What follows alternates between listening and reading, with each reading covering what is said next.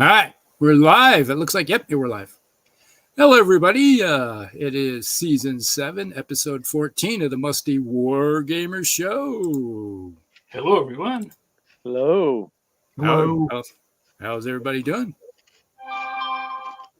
Doing good. Sorry about that. Yeah, it's like Doing good? Doing good, yeah.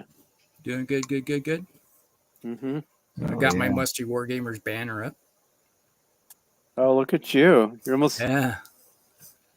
Nice. These banners are getting out of control. Yeah, this is getting a little... I have to come up with some rules. Well, it's like you never know. It's like where another ticker banner might show up or something. You never know. I've seen that. Yeah, it's like about 10 minutes before I went live, I figured out how to do the ticker banner. Okay. Or you could ask Palmer.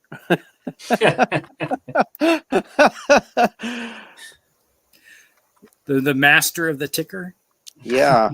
He kind of... He's a master ticker? He's a master ticker. TikToker. Jinx. All right. So what's everybody been up to? I've mostly been farming, so I haven't got much else done. Yeah, I say other than, well, we did have a little bit of rain. What day was it? What was it raining hard? Wasn't here. Well, yeah, it was raining hard here, but you missed you. Yeah, we can't get squat. So yeah, I've been planting corn all week. Wow. I just got in, so. It's like we got Clyde dashing in the house. Hello, Clyde. Hey, Clyde. Thanks for joining in. Evening. Yeah, tomorrow we're really supposed to get hard. You're going to get hard your direction, Dan. Yeah, tomorrow afternoon we're in a high risk for severe weather. So yeah, there's a 5 to 10% chance of tornadoes, F2 to F4. Yeah, they think if something gets going, it's going to rock and roll hard. Wow. Yeah, a lot of instability and a lot of energy. Hey, Clark. See. Hey, Clark. Hey. Yeah, we're supposed to get some heavy storms. They're talking possibility even up to 5-inch hail. That's perfect. Yeah. Perfect. Yeah. Yeah. No point in having little dents in your car. You just will get some. Yeah, if you're going to go big, you go big. Go big or go home, I always say on hail. Okay. You have insurance for a reason. Exactly. Just why use it. What the heck?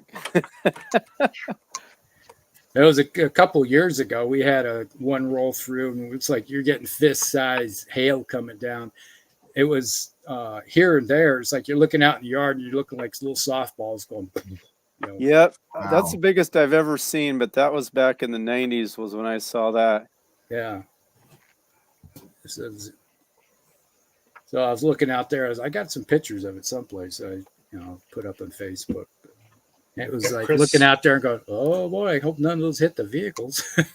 Got Chris Walkabackines in the house. Yeah. Hey. Howdy, Chris. So, since Palmer's up in the upper corner, what have you been up to? Well, I know I talked a little bit about it on the page and we're with you guys a little bit, but I have been for a couple of weeks now in the process, like just moving, like essentially getting ready to move, like doing half of it myself, having movers do it, doing like leftovers after that. And now I'm unpacking. And then we've done pretty good with that because I've moved everybody's stuff. I've mostly done it, not the rest of the house, but I'm having other people unpack their own things. Like I've not been unpacking everything, but in the process, I don't really want to talk about it too much considering how big of a surgery and back issue, Rusty, you have, but my back has not been the same for 2 weeks since actually doing this. I basically, the lift, the amount of stairs is just one thing. Like, the amount of Yeah. stair climbing I've been doing is just insane. But like my back has not been happy with this. So we'll see. I think I'm just probably going to need a week No, or two of not doing it's not anything. the stairs or the carrying that's really the problem. It's the lifting it up or putting it down. Yeah, and moving it while you're holding it, like Yeah. moving your spine. Twisting. Yeah, exactly. Yeah. But it's still been very good. We're really happy to be back in our house. I'm really happy to be back in my hobby space. I literally have been working all day in the room today. I haven't done everything, but I've gotten the place where I could actually be on the show tonight, gaming, and I've gotten everything mostly in the hobby room now. And so that's really good. So I haven't really been gaming. I've told my friends that I'm gaming with that I've just been so busy with moving that I just don't have any headspace at all for anything like that. So I haven't really been hobbying, but tonight I am for the first time. So I finished those savage orcs, but I was just putting some flowers on the bases, like, just finishing the bases off. And I was doing that while we were talking before. So just some flowers and stuff, like just to kind of add a little color. Since they're savages, I thought there's white on some, but I've got like almost like a reddy pinkish on some, which really stands out, which I think is cool. And I am planning on starting another 10 savages while we're on the show tonight. So they're the same kinds that I've been doing. But while we've just been talking, and what I've been starting with is I've been assembling this guy, which I picked up. I don't know if you guys remember seeing him. Oh yeah. Oh yeah. Yeah, so I've got him, I'm going to use him as a boss when I have savages on the table. And I've got the plastic kit that I'm just sort of messing around with as we're talking tonight right now. Cool. Yeah. And so, and then that's sort of it for all of that. And now for the fun part, my musty drink. Get to. Jameson. I've got some Jameson, yeah. Good choice. And, actually, when I was buying this, I got this one because it was on sale.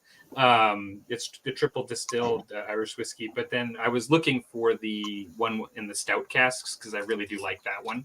The one that's in the but I couldn't for like $10 off the bottle.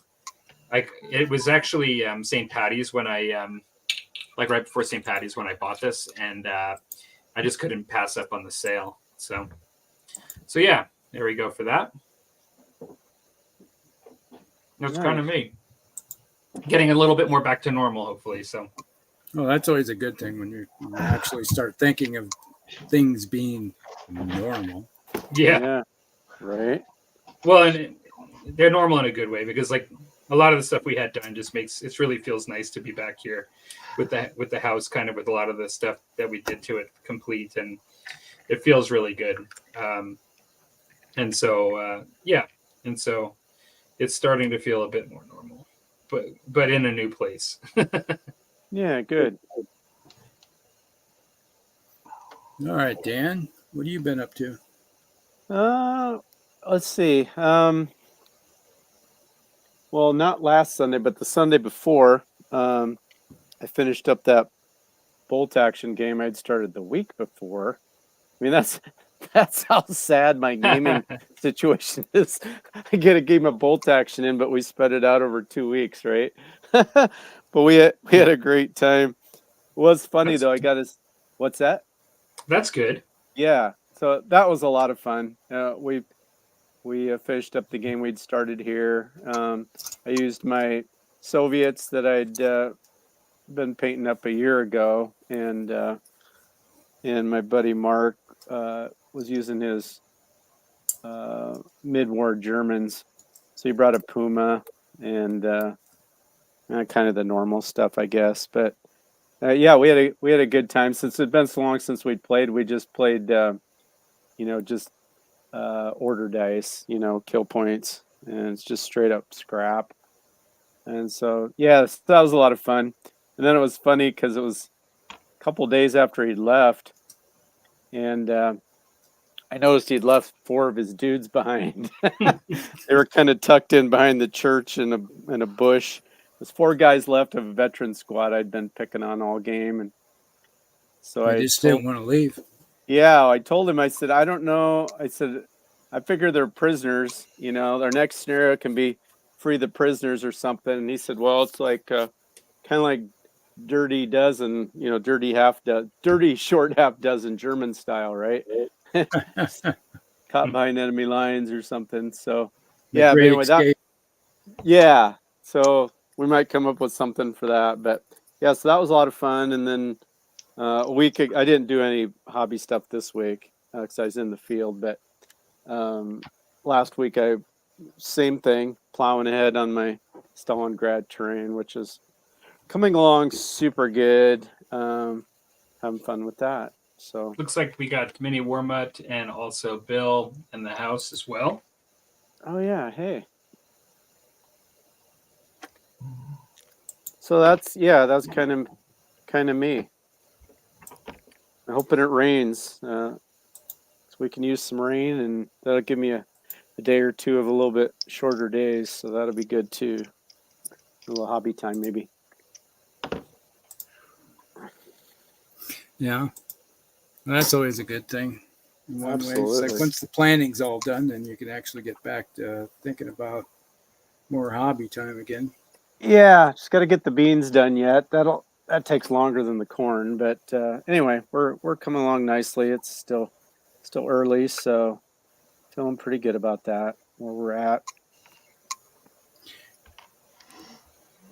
Yeah, it's like right now for me, it's like I keep looking outside and watching the grass starting to grow, and I keep telling my son and my wife, it's like, somebody's going to have to go out there and mow the lawn. Oh yeah.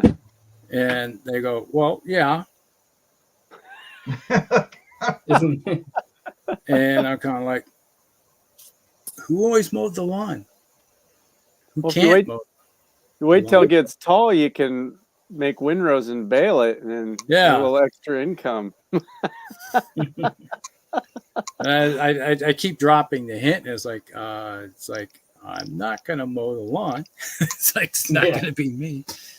Well, yeah, pretty soon if it warms up, it's gonna start growing like crazy, probably, especially if we get some rain finally. But yeah, it's like it went from kind of semi-dormant. Then when we had all that rain that we had, and it just started growing. The neighbor on all sides of me have already mowed, and it's like, oh, that's when it gets you itchy, doesn't it? That's that's the thing that it's like pure pressure of the neighborhood when everybody else has mowed their lawn, and you're like, we're looking kind of ratty out here. That's the way farming is too. As soon as somebody gets their planter out in the field, then pretty soon somebody else is like, well, I better get going. Then like, well, dang, they obviously know something I don't, so I better get my butt in gear. Yeah, you don't want to be the last one. I don't know why that matters, but yeah, evidently it does.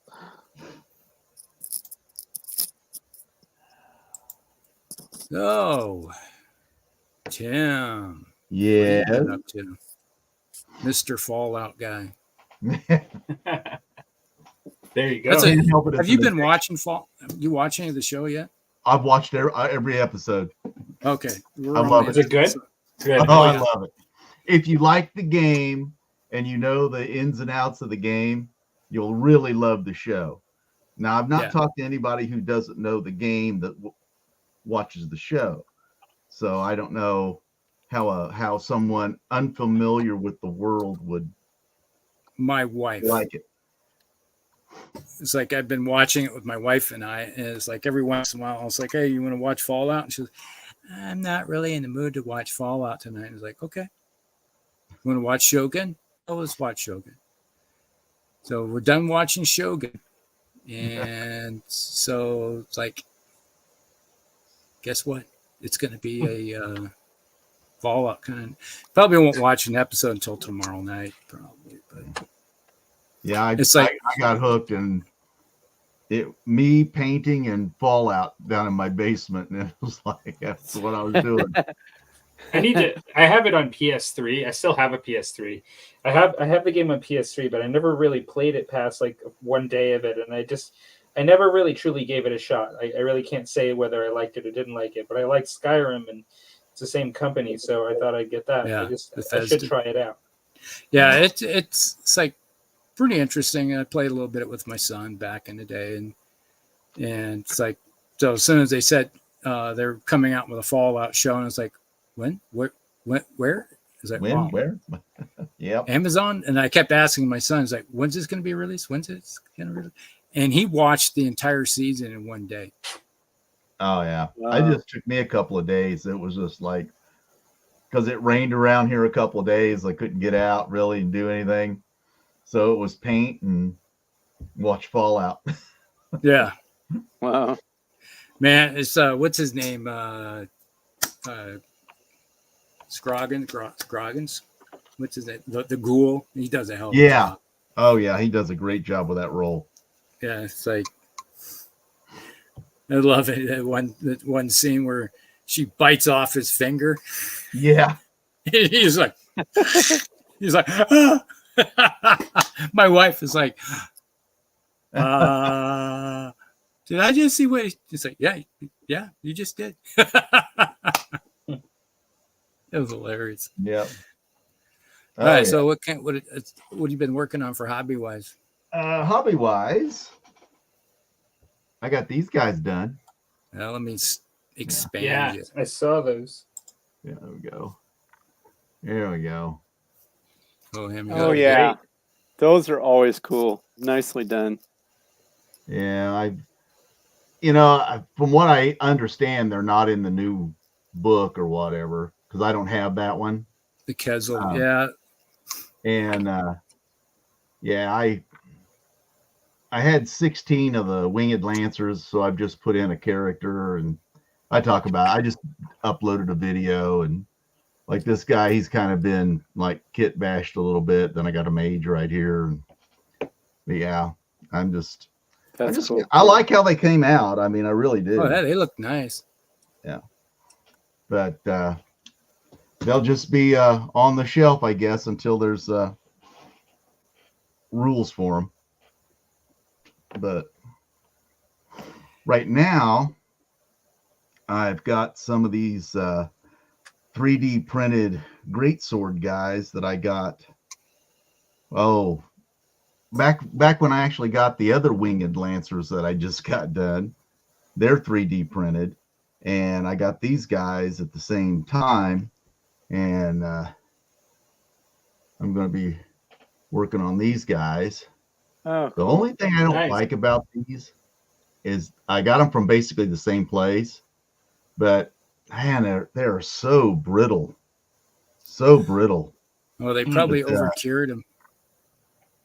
or is Yeah, it the kind of resin you think, Rusty? It's You know, It could be I one got or the other. at least 2 years ago, and they are very brittle. There's two things I always notice is that either they overcure them or else it's the type of resin or both at the same time. Yeah. Mhm. Okay. Because I've had some stuff that I bought before I got my printer, and stuff would shatter. Yeah. Yeah. That's yeah. And I was like, okay. And I've always found that for me, it's like if you cure them just a certain amount, they still have some flexibility to them. Lately, I moved to the ABS like resin. I only get that one now, the one that's called ABS like. Okay. Chris is on the show too. He might actually have an opinion on that. Yeah. Yeah, he would. That's true. He said sat too long without priming is what he said. Oh, really? Yeah, Yeah, that's see what he that. wrote on there. But I didn't know that was a thing. Yeah, 3D printing still freaks me out. Well, Yeah. I typically prime. It's like I'll cure it and then prime it right away. That's Okay. seal everything in. I wouldn't think of that. Well, I got wouldn't have these- thought of that necessarily either. Yeah. Huh. Well, Huh. it's like ambient light coming in from different directions probably could help start, over curing them if they're anywhere near a window or something too. Wow. Yeah, and there's no telling how long these guys had been done before they packed them up and shipped them to me. Yeah. So, True. because I don't have a 3D printer, so I bought them already done. So Yeah. Right. could be there quite some time before they put them in a box and sent them to me. I mean, but they're nice looking. I mean, but it just they're brittle. I'm worried about the swords, you know, because they're just so. Where am I going here? You know, they're just so thin. You know. I don't know. Yeah. It's like you get some of the models though. That's another thing is that the arms are too thin, swords can be too thin. And it doesn't take much to snap them. Yeah.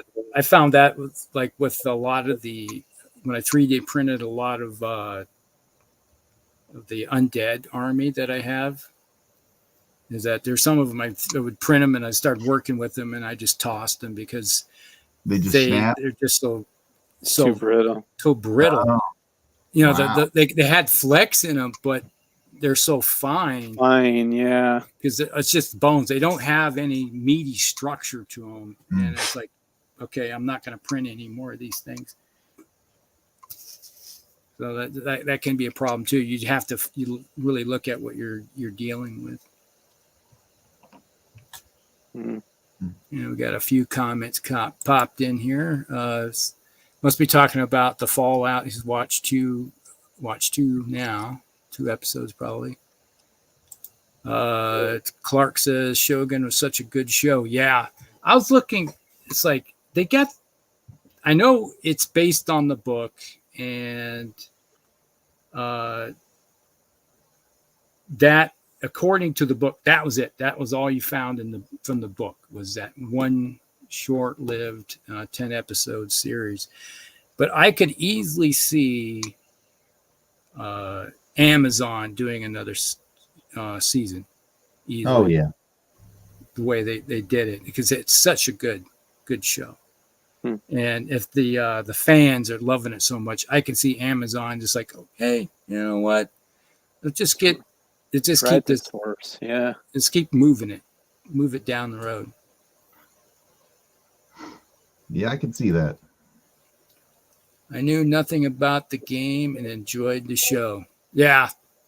Sean said, that's an interesting thing is that on face value, if you know nothing about the game or ever watched the game or played the game, it's like the show itself is worth time because just the way the post-apocalyptic, it's like if you're into the Mad Max type shows and the post-apocalyptic type stuff, it's worth watching just for that alone. So does it have people you can cheer for? And I mean, yeah.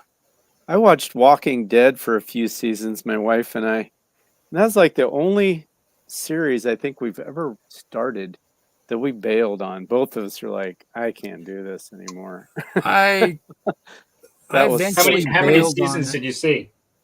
Oh, I bet we watched 4, 5. Well, that's about the same as I did. I kind of got tired of it. Yeah, it was hard. Well, I just found it kind of repetitive. Yeah. I just thought it was such a downer. I mean, it was like, 1 step forward, 3 back. And then, it was just frustration and failure after failure. I mean, usually there's somebody, something that you can. I mean, I don't want to watch real life. I want to watch somebody thriving. Yeah. Beating the bad guys. That's what it's about. I watched Walking Dead and Fear the Walking Dead. Let's see. The last of the Walking Dead I watched was they beat Negan, and yeah, I think I saw that where they consolidated after that. And I watched that last season of that, and I think there was a couple more seasons after that, and I just gave up after. And then the Fear of the Walking Dead, I think I watched like 4 seasons of that. Okay.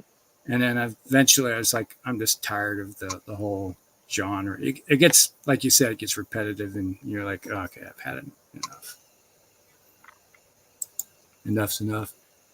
I dug out my Fallout games. Yeah, it's like you start playing them again. It's like my son started playing Fallout again just because of watching the show. Did you hear the rumor that there's Fallout 5 or 6 coming? They got it in the works. The game. Is it a computer game? I'm an idiot. I don't know. Yeah. Yeah. Well, console Okay. kind of. Okay. Well, you know, they've been trying to do the I'm sequel to a Skyrim. PC gamer. It's on PC too. Okay. Oh, okay. Yeah. I've heard of Fallout, but I didn't know if it was a board game or a PC game or what. Yes. Well, they end it up is. they've been saying that they were going to do the sequel to Skyrim since after it released in 2011, and it now I don't know how long it's been, but it's interesting because they did that space game, which is sort of like the Starfield? same. Yeah, the same kind of it's like the same kind of thing but in space, right? And I haven't played No, it. I play that a lot. I love Starfield. Yeah, I love and that's cool. I mean, I should probably get it. I actually resisted, I guess, but because I like Bethesda, like I should probably get it. But I guess I've been waiting for the next Elder Scrolls for a long time, and they basically said, they need a platform that just can offer a technology that's totally different than this is what they said 6 years ago than what they have now. I thought that was going to be the next PlayStation, or whatever. But yeah, so as much as I if they're just starting to work on it now, or if they've just been working on it recently, I wonder how long it would take because I've been waiting since 2011 for the next Elder Scrolls. Yeah. Don't hold your breath. I don't know. Maybe they prioritize They've it got more. a show going on right now, so I think they're going to ride what's hot, and so I think they'll come out with something. They might. Eventually. Yeah. In time.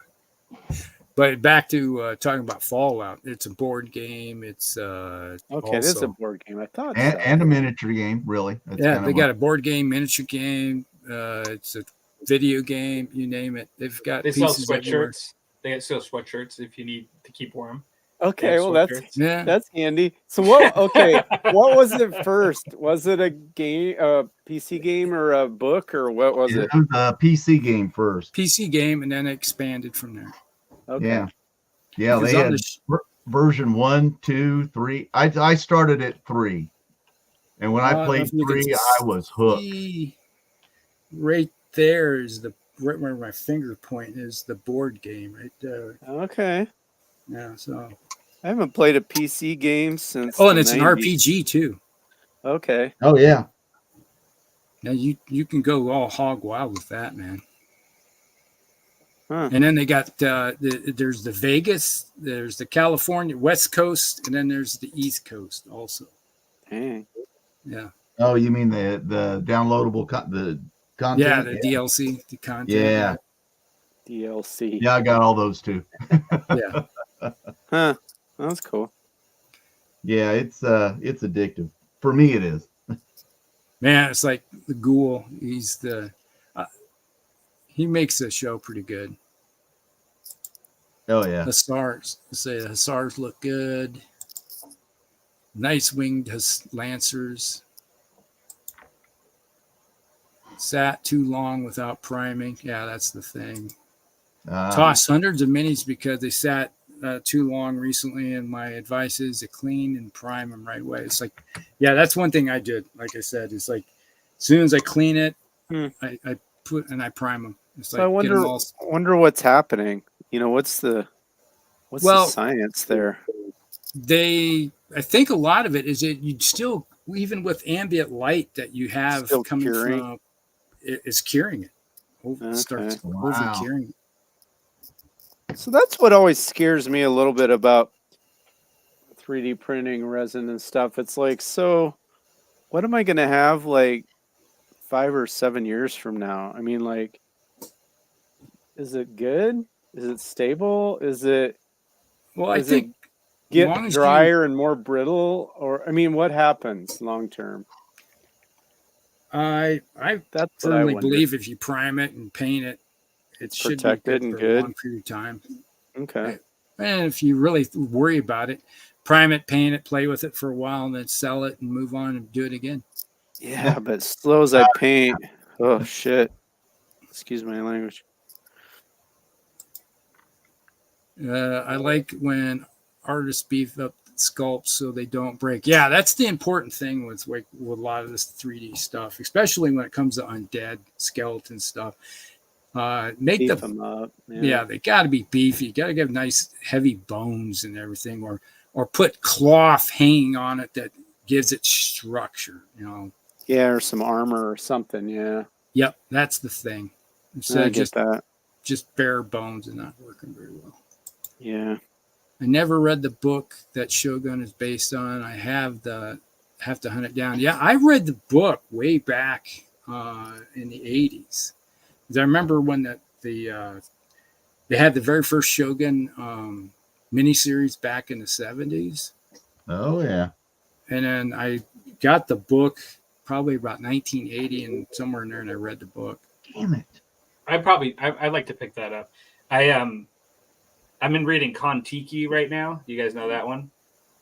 I've heard of it.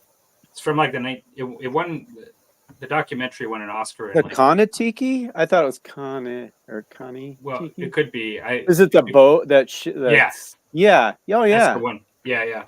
I'm reading the book that the movie was based on. They did a documentary that won like an Oscar in like the 40s. I read the book way back years ago. Yeah. I was thinking I might do Shogun after that. That's cool. Chris says he's watched Fallout twice now, and season 2. Yes, it's already been announced that they're going to do it. So looking forward to it. I got 5 seasons. My cat behind me is. I could even hear that. I'm sure you guys could too. The characters in The Walking Dead were like second Battlestar characters. I wanted them all to just stop whining and give up already by season 4. Yeah. Well, yeah, it's like when you look at the second Battlestar Galactica show, it's like eventually I just got tired of it. It was just like, okay, this is going nowhere. It's a bunch of, yeah.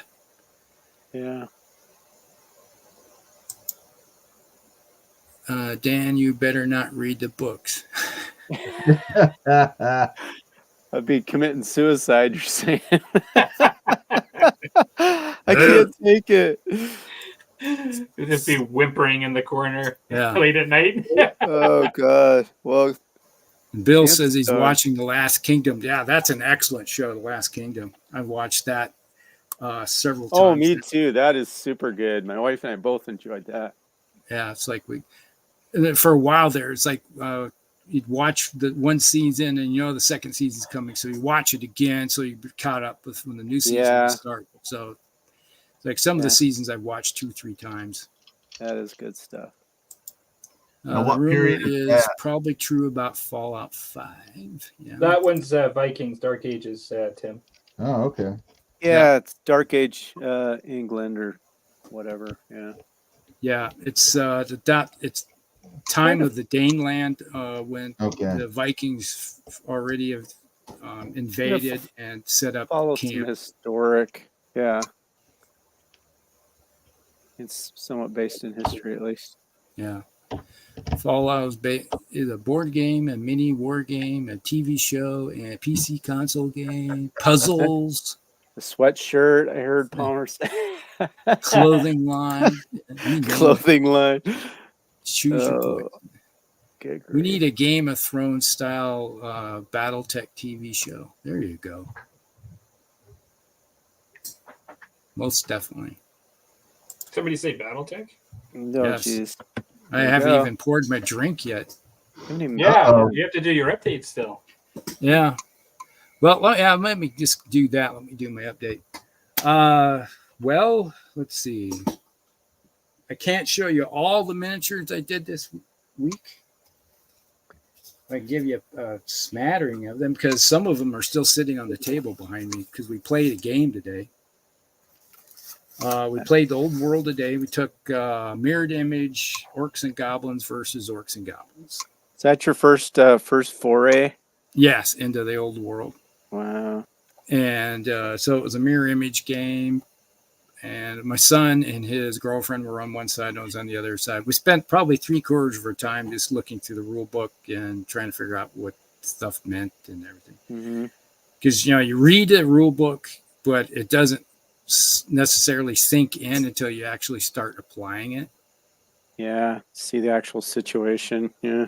And then you start applying it into the game, and you're just like, okay, that's what that means. Okay, that's what this means. And yeah, I played a lot of fantasy over the years, and I had to stop. And it's like, okay, am I thinking of it in the old terms of the game, or am I thinking in new terms? And I'd have to go look and actually see what they were saying, because Yeah, some people said, if you've played previous versions, you can get, because some of it is supposedly, somewhat, it's enough different that if you're looking at it through the old lens, you might either misinterpret it or not take advantage of what it's allowing you to do. Yes. You might skim through some of the stuff that, like what a unit is. It's like the close order, open order, like we talked about earlier, is so different that, and how you get combat resolution, based on unit formation, is something that I don't think it's difficult. I just think it's, if you played other Warhammer Fantasy, you might just overlook it. You're right. That's what they were saying. Yeah. And that's what I was doing. Is there were times I had to stop. It's like, okay, wait a minute. Am I missing something here? Did I not understand what those thought I was understanding? And we go back and read it and go, okay, that's what that means. Yeah. It'd be expected. So here, just do a quick expansion here. Right behind you, you can see the layout. There's the game still laid out. Mm-hmm. Lots of miniatures. There's probably over 1,000 points sitting there on the table. Cool. Here's some stuff that I did paint this week. Oh, there's your giant. The giant, yeah. Yeah, so here's my 3D printed giant right there. Nice. Who's that one by again? Gosh, I'm thinking, was this a Highland one? Highland, that's what I wondered. But I think it might have been Highland. Cool. It's really nice. That looks good. It's actually was part of their ogre line, and I liked it so much, and it looked better than some of the other giants, and that's why I went with it. Yeah, cool. Because it looks more like a big ogre, and it doesn't have a lot of what you think about when you're looking at miniatures. It kind of has kind of like a dwarf look to it also. Mm-hmm. So is that for your goblin army? Or? Except for the size part. Yeah. Yeah, right? Yeah, it's for the goblin army. Okay. And here we got the old Doom Diver. Doom Diver. Yes. Is that one you already had? Yes, I had this guy ready. I finally got around and finished painting him up and putting him on a base. My son had the Doom Diver on his side of the table today, and turn one, he launched it, and he aimed right for my general, and he dropped it right on my general and killed my general. Whoa, wow. Well, what are the odds? That's so funny. I had that same thing happen to me one time. I had a guy over at my house. He had never played before, and he had just gotten this army, and I was kind of helping him. This is how the Doom Diver works. Put that sucker right on my general. Just killed him right out. Same thing. It's like, how? Yep, he just looked at it and goes, "Is that your general?" I said, "Yeah, that's my general." And he put the template right on his head. Yeah. So it was like a big, it was right on it, like a helmet. Yeah. And then he rolled the dice, and as it hit, and I was like, "That's funny." Okay.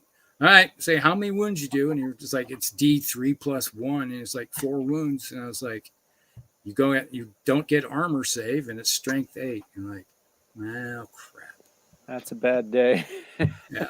And it's like the only thing that would save me. And I said, if you roll a 1, that will, I won't die. Probably. Yeah. And he said, well, he rolled another.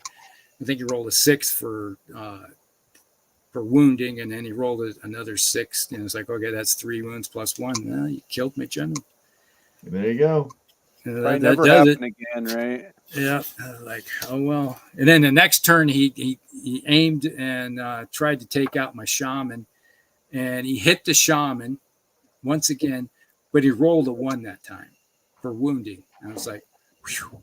It's like, That's funny how that works, you know. yeah.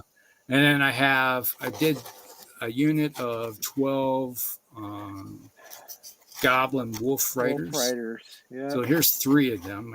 There's the rest of them are sitting on the table. That's old school there, isn't it? Yeah, those are the old school ones. And then I finished up a bunch of fanatics. Okay, yep. I got the old metal ones, but those are the plastic ones that I had that finally got around. And then I painted up, was it 60? I think it was 60 night goblins. Oh wow. See, You some have been busy. Holy moly. So they can see the night goblins right there. I think there's 20 of them right there. Cool. So I've done a few. Yeah, you've been busy. So I always said, it's like, if you're going to do goblins, do night goblins, because at least you can take fanatics. Is that still the case in the old world? Yeah. Huh. Because you have to, night goblins are the only ones that can take fanatics. That's And interesting. the nice thing about fanatics is, yeah, they cost you a chunk of points for each one, but They can take anything out. yeah, They're lucky. it's like a Pez dispenser. You know, it's like you get close and they just shoot out and And see what happens. see what happens. It's like I've had games where in the past where they go out and they just rip through someone's army, their rank and file, and just blow holes through them Mm-hmm. and bust them up and have them running, and then they turn around and come right back in my face, and I'm like, well, there goes that goblin unit. It's still good trade for points, though, right? They can Yeah, take it's like- something out and I lost 30 points of goblins, but you lost like 200 points worth of chaos warriors. Sucks to be you. well, I'll sometimes take it. don't you look at the goblin unit kind of as just a delivery system? Yes, that's You all know, they're really. really. Yeah. That's all they are. And if I can get this sucker open, my drink tonight is Canadian Club 12. Oh, Unfortunately, I can't get the blade thing open. Oh. Maybe I won't have Canadian Club tonight. don't use over 5 pounds of pressure. Unfortunately, Yeah. I am sort of am. Sort of am. You'll pay for that. Just take an extra shot. Yeah. Yeah. Painkiller. Yeah, there you go. All right, I use the tool. There. Not work harder, work smarter. That's what they say. It's like, all right, here we go.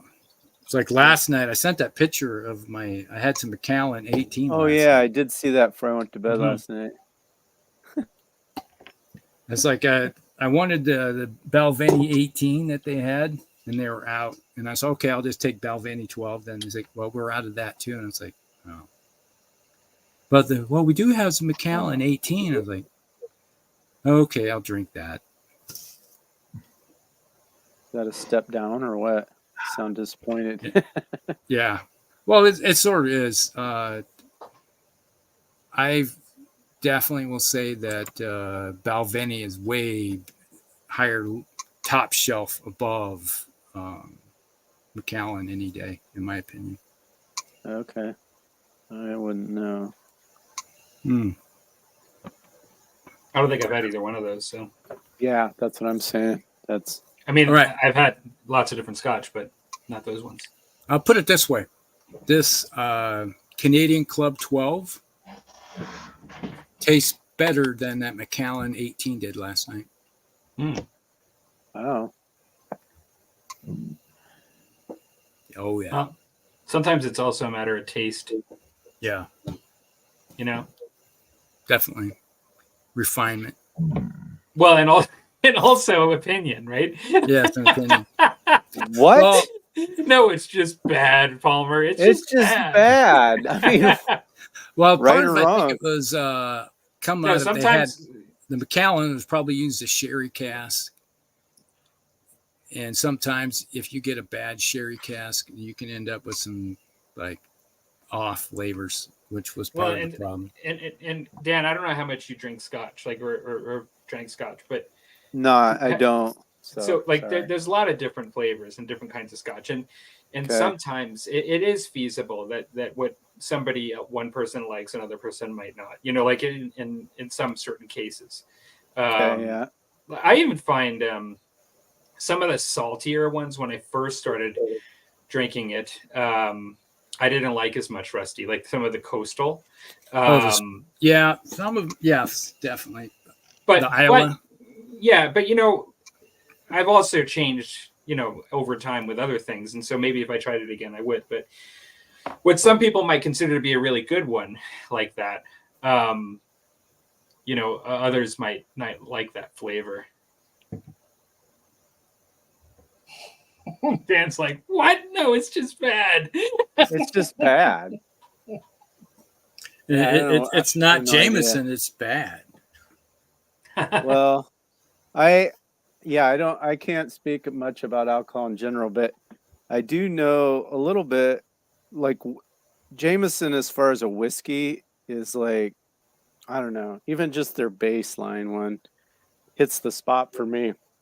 It is just smoother. I just like it. But It's very good. Yeah, no, you know, I've been drinking more Irish whiskey in the last couple of years than I ever have. So More so, it's not my main go-to, but I've been having it yeah. more often. Well, well, then you got to really start looking into like get some green spot, red spot. problem is, so what if you don't like it? You know what I mean? Yeah. It's like you're gonna buy a bottle and it's like, huh, now I gotta choke that down, or give it away. So, well, but I guess you can always mix it, you know, to get rid of it. yeah, one good way, if you ever can catch it, sometimes the liquor stores, I don't know if they do this in Iowa, but sometimes you go there and they have like samples Taster. and you can you can go to a proper taste testing where you just spend a certain amount of money, you just come as an evening, like you just taste some different ones. Yep. And that's a great way to not have to spend on a bottle. Yeah. I had Go ahead. I had a friend of mine back in the day that used to love these certain whiskeys that I had, and he just wanted to drink them all the time. And he'd come over and say, "Oh, it's like I gotta have that. That's just the best stuff that you have." And it's like, okay. And I was started buying the cheapest whiskey I found on the bottom shelf. You'd spend maybe $8-9 for a big bottle of it. And when I finished this top shelf whiskey, I just poured in there and cap it off. And then when he would come over and he'd just start drinking that, so, oh, this is the best stuff. And I was like, yeah.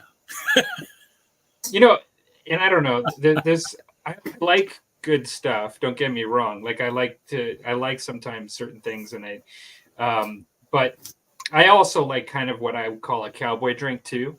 Like I like a fairly low bar, you know, whiskey. Like I actually think it's a good brand, but Wiser's makes in Canada like a very, very like I like their deluxe. Don't get me wrong, but I used to drink their bottom shelf neat, and to me that was a bit of a cowboy drink. It's kind of probably meant to be mixed, but it's kind of like what I imagine. The guy that would pull into town, like, you know, with it's like a jug of whiskey in a dusty town, you know, with no other building and no other building front, you know, in 1,000 miles. And that's probably Barkeep, give me the top stuff you got. And then they reach underneath. Oh, he's using it to take the paint off out back. We'll get it. We'll bring it back in. Perfect. So I don't know. I like a kind of a whiskey like that, as well as something a bit more refined and smooth too. Like I kind of can appreciate both for what they are, I guess. Yeah, there's some good stuff out there. It's like, but there's other ones that are Let's grab this one here. It's like this Lauder Scotch right here. Mm-hmm. You can buy. It's like 1.75 liters. It's maybe $20. It's a blended Scotch whiskey, and this is the one I go to whenever I just feel like drinking don't feel like the top shelf stuff. I just feel like having some Scotch. It's like, it's not bad. It's got some good flavor to it. Yeah. You don't have to break the bank to have some good stuff. Well, then the other thing too is that when I didn't drink Scotch, I tried to figure out what all the fuss was about. And I might have said this on the channel before or on this show, but it was just, I tried like not Glenlivet, Glenfiddich 12, like neat. And I'd never had Scotch before. And when I had it, I really didn't like it. I was like, this isn't really very good. I don't know what this is all about. So I will preface that now that I've drank Scotch for years, I can drink that neat and appreciate it. But I just couldn't really at the time, like when it was like my only experience with it. And so then I went down to the liquor store, and there was somebody there, and they're like, "Do you have any questions?" And I said, "Well, I'm trying to figure out what this is all about." I was like, "It's got to be better than what I've experienced so far if people are liking this." And they said, "Well, do you want to try something?" I said, "Sure." And they brought out this, I forget the name of Stronach is the name of it. It's basically a label that Dewar's produces, and it was a reproduced Scotch that they had from a brewery that was closed. They only had like 1 or 2 bottles left, and they kind of reproduced it. It was very smooth in comparison, and it became like my thing that I was like my go-to for a bit, because it was like my first one that I drank that I liked, and I bought a couple bottles of it. And now probably when I go back and drink it, it's probably not my favorite anymore, but it's really still quite good, when trying it. And so, yeah. So so I think, it's sometimes it takes trying getting one that's kind of smooth and something you like initially to start, and then you kind of branch out from there once you develop a palate for the different tastes and things. And that's where I'm at. It's like I enjoy the taste. I'm always searching for the flavors that I can find in the different ones. It's like last night, it was like the last few nights that, we went to the same place, and then it's like tried the Balvenie 18 for the first time. I'm like going through, and I was like, I'm sitting there, and I was like just smelling it, and the gentleman that I was with, he's a businessman, and he was like, and he just was like, "That smells good. What is that?" Like, it's a Balvenie 18. He goes like, "That smells so good." Like, he was across the table from me, and he was like, "I was like, I'm gonna have to try that." And it's like he was drinking a brandy Alexander. That's the type of drinks that he usually has, and he's smelling that, and he's like, "Maybe I'll have to start drinking Scotch." Okay, so I got some more comments here. We got, yes, it's an RPG. You forgot about it being an RPG. It started at the game 1 at the top, and then went down from there. Yes, light cure is curing it. It's like if you don't prime your resin models, they keep curing. Wow. Even under your basic lighting. It's slower. In a box, they wouldn't. I mean, it's the light, right? It's the light. Okay. So if you had them in, let's say, a cardboard box that is shut from the light or something like that, you probably wouldn't have a problem. Okay, that's what I was trying to figure out, because I've got some resin stuff that I got off of Etsy that I haven't done nothing with, and I've had them more than a year. Yeah. But they're in a cardboard box in the basement. I don't know if that matters. Yeah, then it should be fine. Just keep them out. That would have been stuff that would have been nice to know. Yeah. That was frustration in its purest form. That would have been nice to know. Now we know the rest of the story. As Chris says, I have 10-year-old prints. And it's like if you prime them, and it's like cure them, prime them, paint them. They should be good. Okay. Last it. Good to know. That's Yeah. the stuff that I always wonder, but I don't know. It's fine. It's printed. It's like, yes. And Clyde said, big boned. Yes. If you got your undead, they got to be big boned or have something to keep them, bulky. Yeah. As long as the last season of Battletech TV show doesn't have a horrible 8th season. Yeah, oh yeah, just like in. Oh my God, that was terrible.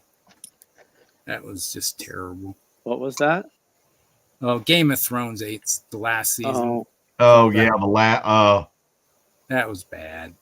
It's you think that how could they screw something up that was so good, but they figured out how to do it. I think a lot of it was they just wanted to be done with it.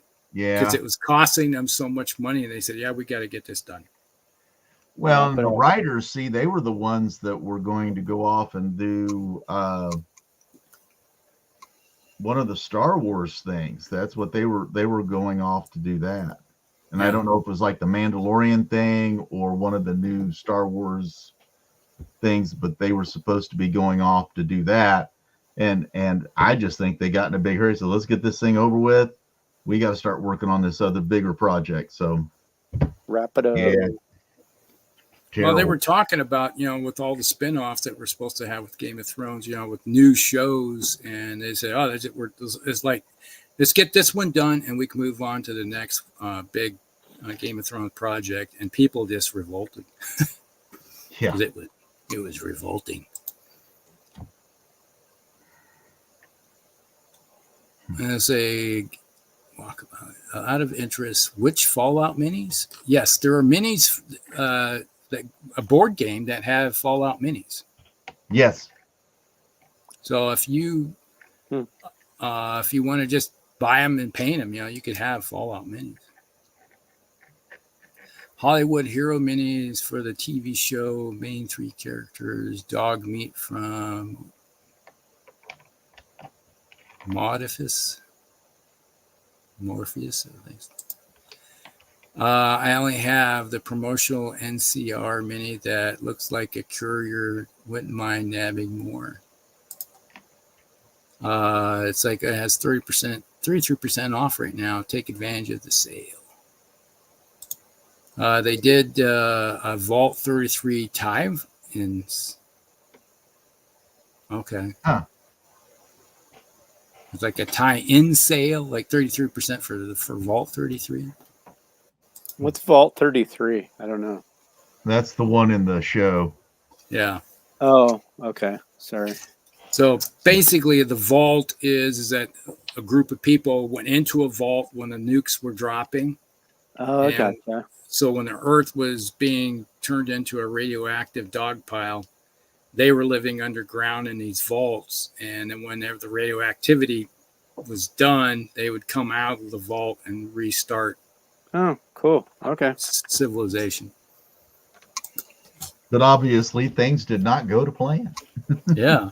Yeah, it was one episode and everybody was happy. Yeah. Yeah. Nope.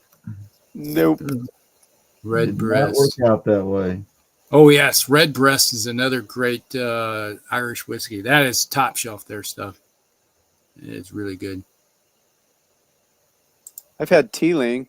When we were in Ireland, we toured the Jameson and Teeling both because we were in Dublin. Okay. And that, and maybe some of that's part of why I like it, right? Mm-hmm. So. Yeah. That's awesome. Must be talking about the giant. And light is definitely the enemy of any 3D printed stuff. Man, I tossed huge amount of prints. I did not prime before I found out light would continue curing it. Yeah, it's like if you don't Dang. Why is seal that it in, it will continue to cure. I've never heard that. I thought I knew. I mean, I'd been researching 3D printing. Huh. Yeah. Duh.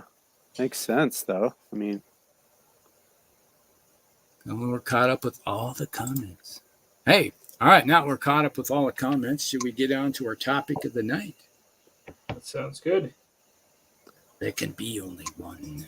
You'll have to refresh me. I read it, but that seems like a lifetime ago when I was actually out in the field and I read it and then I got what was it? What was the topic? I'm a little short on sleep. All right, the topic is, ladies and gentlemen, the topic of the night brought to you by Tim, the Toolman Taylor. Yeah, remember it was Tim. Remember Don't- that? Don't blame me if this goes awry. No, Well, I gave it a thumbs up. I liked it, Oh. but I can't remember what it was. All right, the topic is, what gets you excited about a new project? Examples: a book, short story, a new line of miniatures, perhaps an actual historical event. That's right. Yeah, so who wants to go first? And considering that Palmer's in the upper corner there. By default. Oh, wow. Well, I have gotten really inspired to start a new game for, very different reasons depending on the game.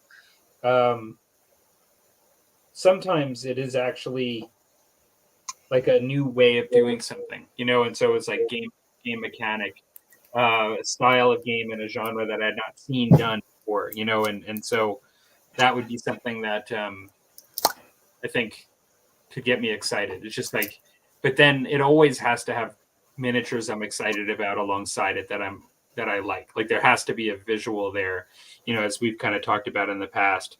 And so, but a lot of times it is something about the game itself.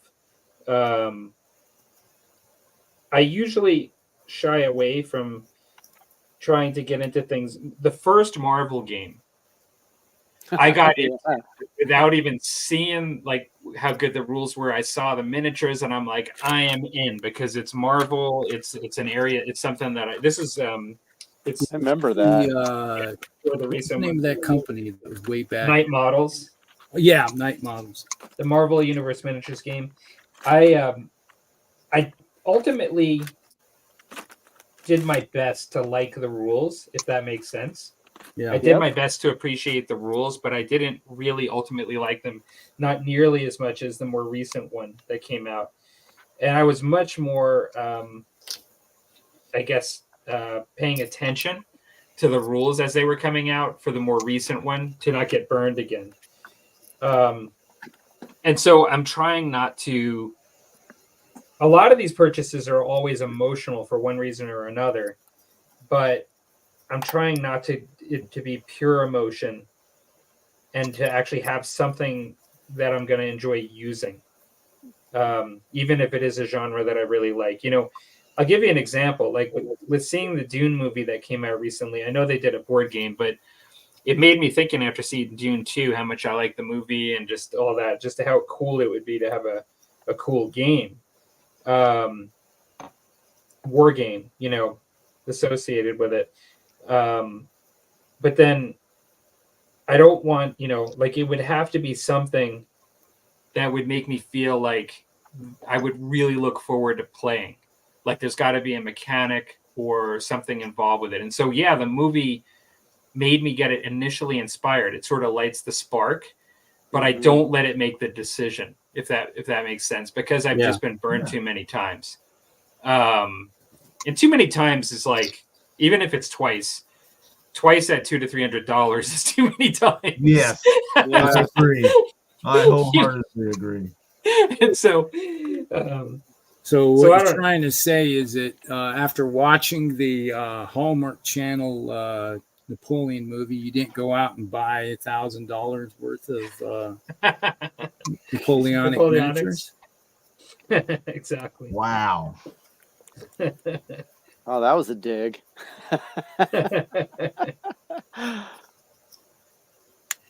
So I don't know. I don't know if that answers the question, but I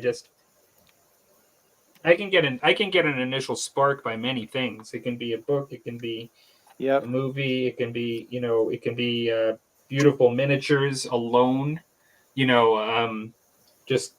but then if the game doesn't have the substance that I need, then it's a lost cause. Yeah. So you feel like you probably, I mean, at least on the well, I mean, I guess what I'm saying, so is that a new revelation for you, or that's... You would think that it's common sense to not just kind of lunge into something based on the way it looks and this and that. Well, but it but happens. but it happened to me. Like it happened, Mm-hmm. and the Marvel one was still kind of, it's becoming years ago now, like the Marvel Universe one. But I know I've made those kind of mistakes. Mm-hmm. And then like part of my career of even just seeing different games and balancing them against each other has changed over time, and so I think part of that is an evolution of just learning what I like and things like that too. But like in the Marvel game, you still like the minis though, right? I did, but it's funny, I'm thinking about selling them actually. Oh, okay. I was going through my room of different things that I got, and I may not sell all of them, but I'm thinking I have a lot of that are unopened, and the plastic ones, like for the Marvel the Atomic Mass games, Marvel Crisis Protocol, I'm not selling, but for the Marvel Universe miniatures game, I'm thinking about it, because I like them, but I'm collecting a lot of stuff, and it's just I'm not even displaying them really, like and so yeah, I'm kind of thinking about getting rid of them. I have a bit of a bad taste in my mouth for the experience too. Yeah, I get Yeah. that. I was just thinking, as like I was a huge Starship. You read the Robert Heinlein Starship Troopers book? Oh yeah. Mhm. Yeah, I read that book as a kid. Really loved it, and then they came out with the the cartoon for it way back. They had the movies. They had the Starship Troopers movies, and then they had the cartoon that went with it. And then they came out with a board game, a tabletop game that came with it, and I just went hog wild into that. And I had boxes upon boxes, and every time I would go to like Gen Con, the game eventually got discontinued, and every time I'd go and I see them on the shelf there, it's like 80-90% off, and I just buy them and then turn around and paint them up, and I had just armies of these things. And then suddenly, out of nowhere, the market is, I don't know, I can't explain it. Is that suddenly, like, if you ever notice that, like recently with the Old World, it's like the cartoons or something got re-released someplace, and the market went crazy for them, and they started going for big money. And I was like, I got all these models that I've got painted up, and I started just selling a unit at a time, and I was I may have bought a box, for like $5, and I was turning around and selling that same equivalent of box for like $100. And I was like, man, I'm making bank off these things. But that, was a good example of, a book that I thoroughly enjoyed the book. And then they turned around, made it a movie, and then it's like it inspired board games and stuff to go with it. Right. So that's one good example for me, is like, that I thoroughly enjoy it. And then now that they got the Dune movies have come out here recently, they got the Dune board games. Yeah. That have hit the market. And it's like I got, one of the things I did on this show, I guess it would have been last fall. I was doing a 3D printed components for that game. Mm-hmm. Oh yeah. So that's right. I remember that. It's not a war game, right? It's a board game. It's a board game. Yeah. So there are just certain books that are out there that I thoroughly enjoyed reading the books, and then it's if they would come out with another, what was it? if they ever decide to do Battlestar Galactica again or Babylon 5. And they're talked about re-releasing, doing remake of Babylon 5 again.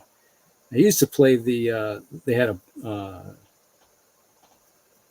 miniature game for it, Babylon 5, what was it called, The War or something like that. Oh, really? Yeah. They had miniature lines and everything that went with it. And I had a whole bunch of them. Still have some of them, but the game just kind of just up and disappeared. If they ever decide to redo it again, hopefully it takes off again. Mm-hmm.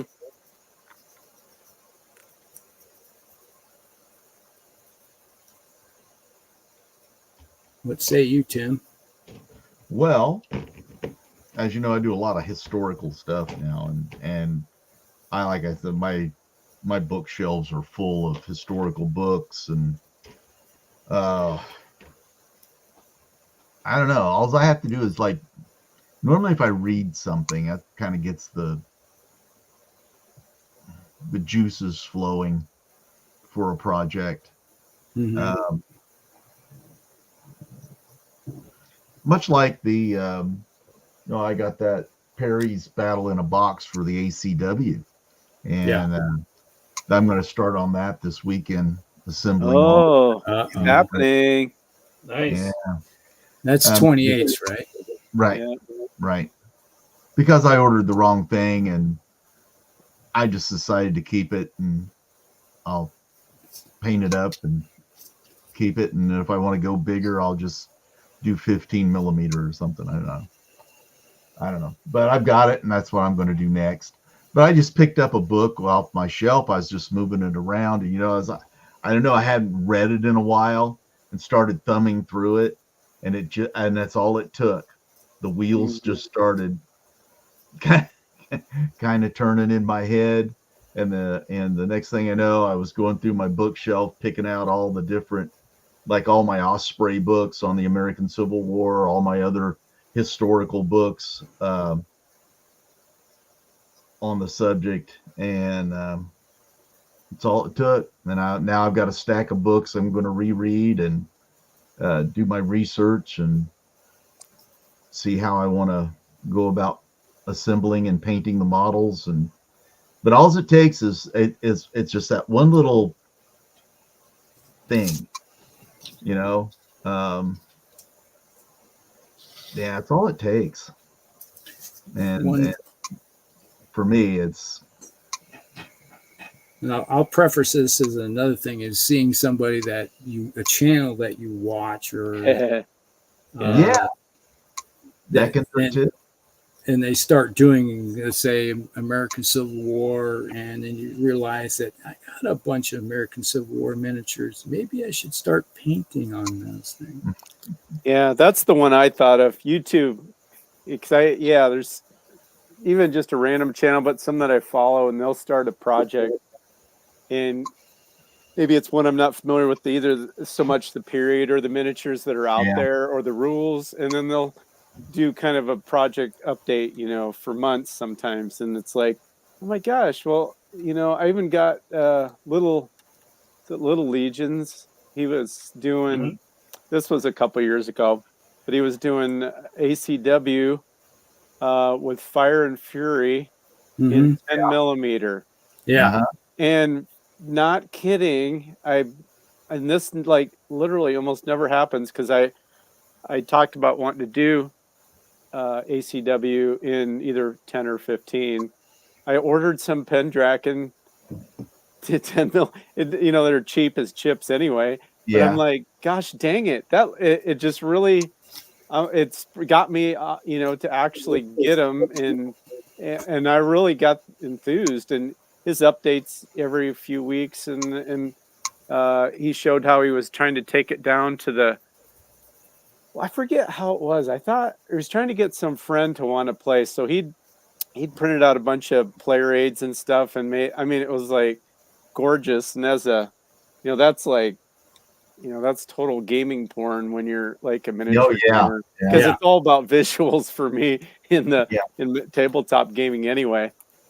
Oh yeah, there's nothing better than a table that just sings to you in the miniatures. And Oh, I mean, to me, I look at our hobby as like a combination of art yes. and History, and it, it's it's a game, everything. yet there's this artistic sort of production to it. Yep. Mhm.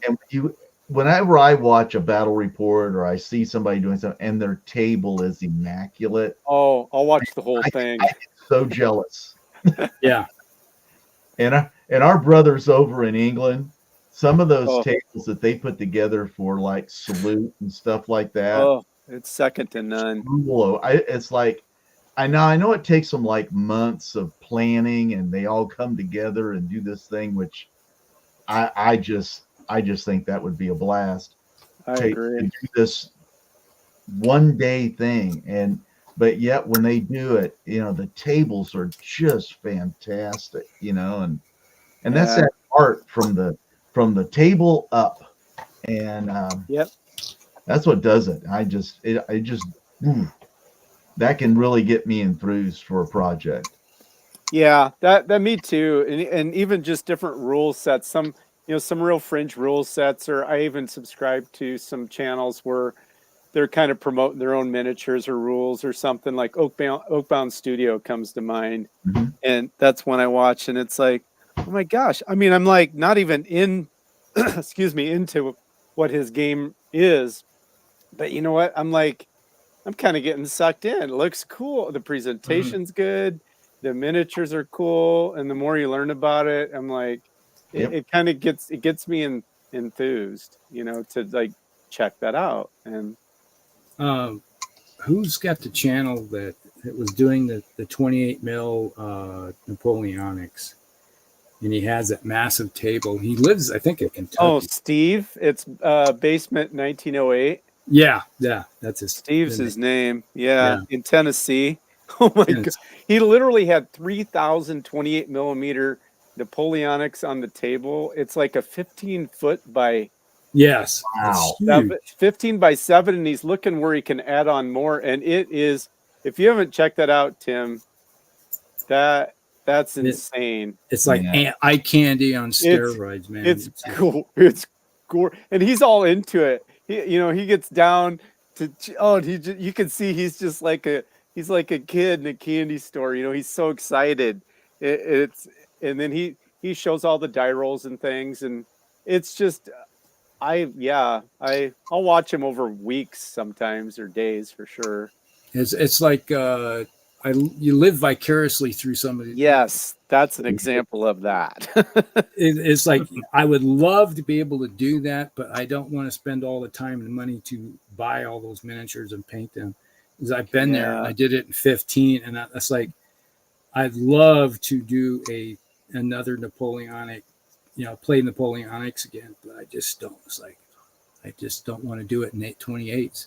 I just and when I see him do that, and I was like, oh man, it's like my hat is off to him. Just the amount of effort he's put into it. Yes, and I mean he's done it all. He's had people donate miniatures before, but a lot of them he either had to, even those he had to fix and Yeah. touch up, but most of them, vast majority, he's painted himself. And they're not Golden Demon, but when they're all ranked up, it looks gorgeous. I mean, it's above tabletop standard by far. It's Yeah. gorgeous. Most definitely. Yeah, you see this stuff and you're like, oh, like it makes you want to get back into that genre or just start that genre. Yeah, or at least look at it. Well, another example for me, gosh, I can't remember what it was. There's a Netflix series. They were in Scotland. Do you that the woman, she goes back in time. What is that called? Oh, Outlander. Outlander. Thank you. And my wife and I watched that and really enjoyed it. But uh, at one point, then they are at the Battle of Culloden, and I Yes. was like, I'm doing Culloden. Yep. I was really inspired by that show, and then the whole lead up to the battle, and I'm like, I mean, I had heard of the Battle of Culloden. I couldn't have told you anything about it more than that, just the name. And I knew it was somewhere in England, which it wasn't. It was, but anyway, I mean, it's in that area. But it can be anything. Or Kingdom of Heaven, watching that movie, and I want to do the Crusades, Yes. Oh yeah. Yeah, that's another hardcore do the Crusades, It's like I remember going that came out in what, 2005, that movie? Somewhere in there, yeah, early 2000s. Yeah, I think it was 2005 because it was the same time as what do you call it? The last Star Wars movie came out. I don't even know what that is. I can't remember. Revenge of the Sith, I think it was. Oh, okay, yeah, that was a long time ago. Yeah, that was 2005. But I've watched that movie so many times. Oh my gosh. It's like the episode 2 and 3 are really good. I love watching episode 2 where the actual battle where you have you're actually having a war going on in the Star Wars where you got the battle. Oh yeah. It's like the ground forces are just pounding out of each other. Yeah. That was inspiring. But yeah, it's like you talked about the Kingdom of Heaven, and you want to build a Crusader army, and you want to build a Arab army just to actually play that era. Oh, 100%. Yeah. And what's the name of the Knights Templar TV show? They had like 2 or 3 seasons. I never watched that yet. Last night. Oh yeah, I know what you're talking about. Is that the one with Mark Hamill in it where he played? Yeah, he was the old grizzled Knight Templar at the.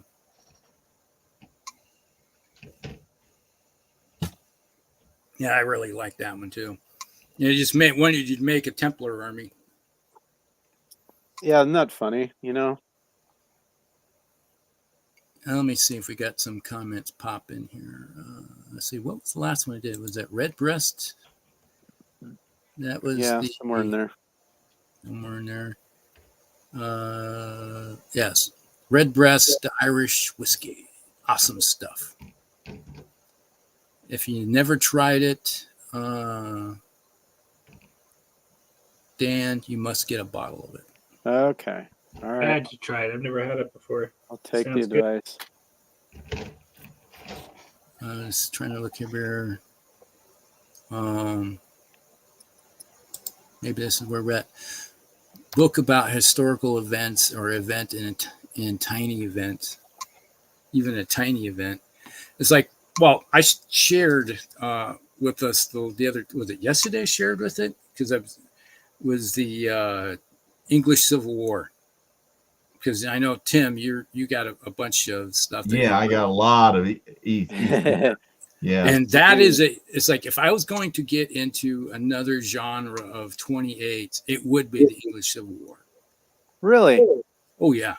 It's like I love that time period. I love that. Yeah. And I shared War that. of the Roses does something for me too, but I got off in the English Civil War. I was reading a book on it, and it just that started it. And I took about a year and a half where I did all those miniatures and stuff. And oh yeah, it was great. I think I was in 5th grade when I read a book about the English Civil War, and it was like talking about the whole campaigns and everything.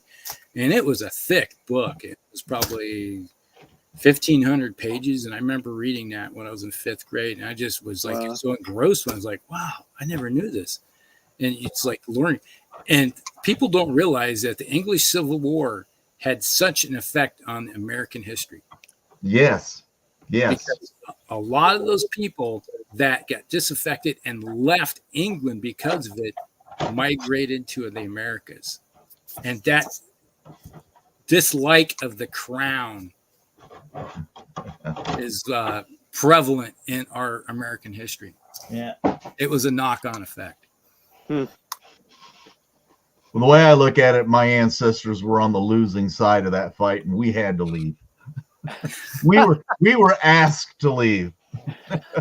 Depends on what's it's like. Was that after the crown took back the? No. We had to leave after they beheaded Charles II. Oh, after Parliament. Yeah, after they took his head, we decided to pack up and leave. Yeah, there's Better to cut our losses than to get our head cut off. Yeah, you gotta know when to say when, right? Yeah, I have to say a large chunk of my family came over was because of the Protestant Reformation and all that, those wars that were happening in Germany at the time. The 30 Years' War, wars of religion. Yeah. Yeah, it's like they came over. That was part of their little thing. Yeah. Well, that had a great effect on the English Civil War because a lot of the commanders that fought on both sides fought in that. Oh yeah, they learned their chops in it. Yeah. So lately, also orders putting out new 3D files on some obscure war conflict. Oh, that's another one. Yeah. Oh yeah. A lot of the colonial periods. That seems interesting. Might be a little controversial, but I find that to be an interesting time. You're talking like in the Africa and that. Africa, the Southeast India, Asia, India, all that. Or the wars, the opium wars and stuff like that. It's kind of interesting. You're starting to see a lot of that kind of stuff popping up. Yep. My latest project, the Russo-Japanese War of 1904-5. Now that was like, that would be a good one. That's a good one. I'd love to be able to do the fleets and actually fight that battle. Yes, that would be very interesting to, If you ever read the history of that Russian fleet, I'm surprised. Oh yeah, think about how far they had to travel, and by the time they got there, their whole fleet was nothing but a junk pile. So, I'm surprised the number of times they shot at each other. Is that it's like, oh, we're being attacked by Japanese torpedo boats and stuff, and they just light. And they would attack fishing boats and just be some fishing boat or one of their own ships and be out there and they open up on it. And they were so lucky that the gunnery was so bad they couldn't even hit the broadside of the barn if they were leaning against it. That's how bad the Russians were with their fleet gunnery.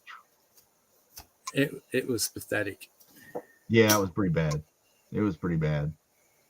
But just that decision to take your fleet that far and then think it's going to be able to fight when it gets there, at that point in time in history, it's just ridiculous. And it was comical is that they went by the Japanese fleet, and then the Japanese got a hold of it's like and found out it's like, oh yeah, this is the Russian fleet right over here, and they go, oh, okay. All right. Yeah. All right. We know exactly where they're at. It's like we're attacking. It's like, and just blew it out of the water. Yep. It's like, oh my God, it's horrible. Winnipeg Nightly Arts. Okay. Says hello. Oh, hey, that's a new one. Yeah, that's a new one. Is that up by you there, Palmer?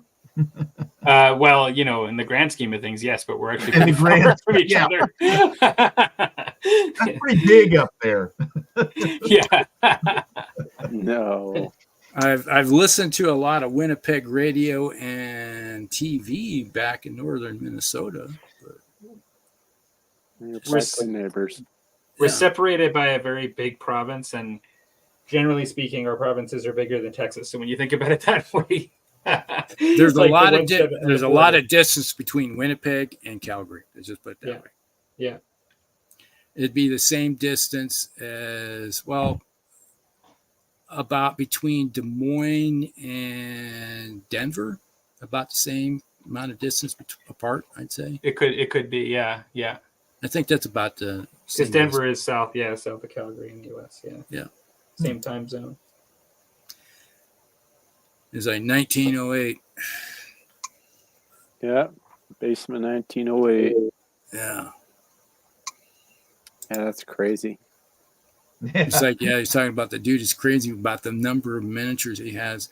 But I enjoy watching the videos, and he's got interest in doing other battles and other genres. So it's like, Yeah, he does a little bit of medieval stuff. He does World War II stuff, but his real bread and butter.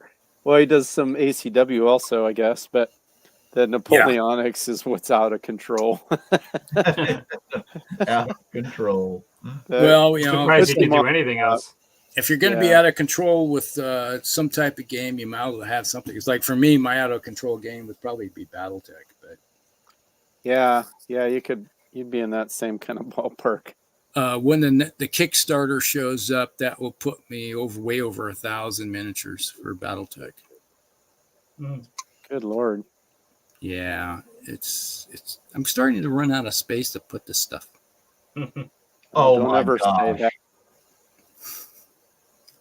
And I'll just keep getting more. Of course you will.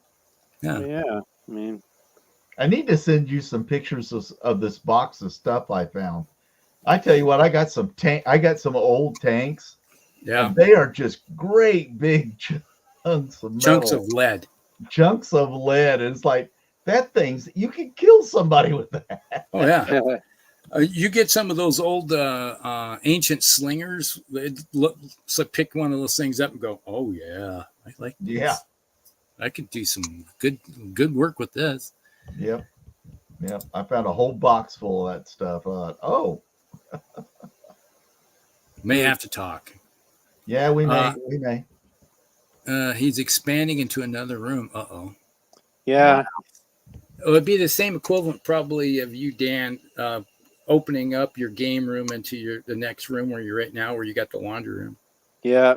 Then we can make some hay there. Yeah. Yeah. I've half given a thought about buying another big shed out back and putting it out there, put my whole gaming stuff out there. I bought one that's like it's 10 by 24. Yeah.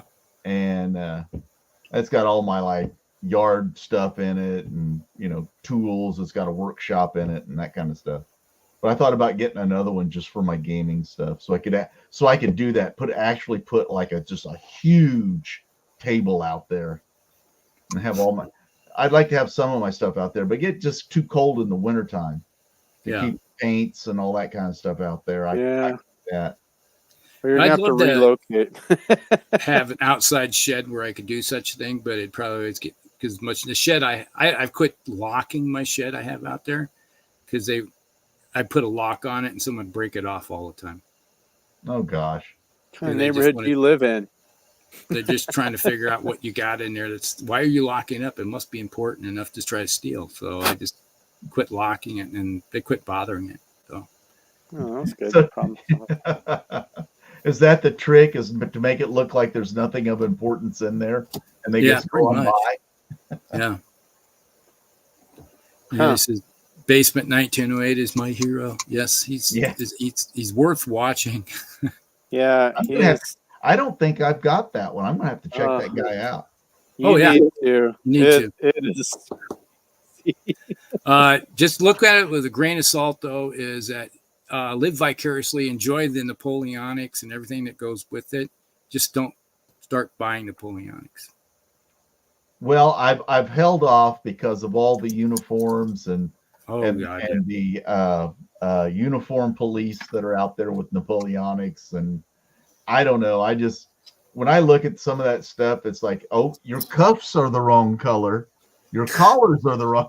It's like, oh, I don't know. I couldn't. Yeah. Give me an army that wears like buff coats and gray pants, or black pants, like that. English Civil War, I'm good.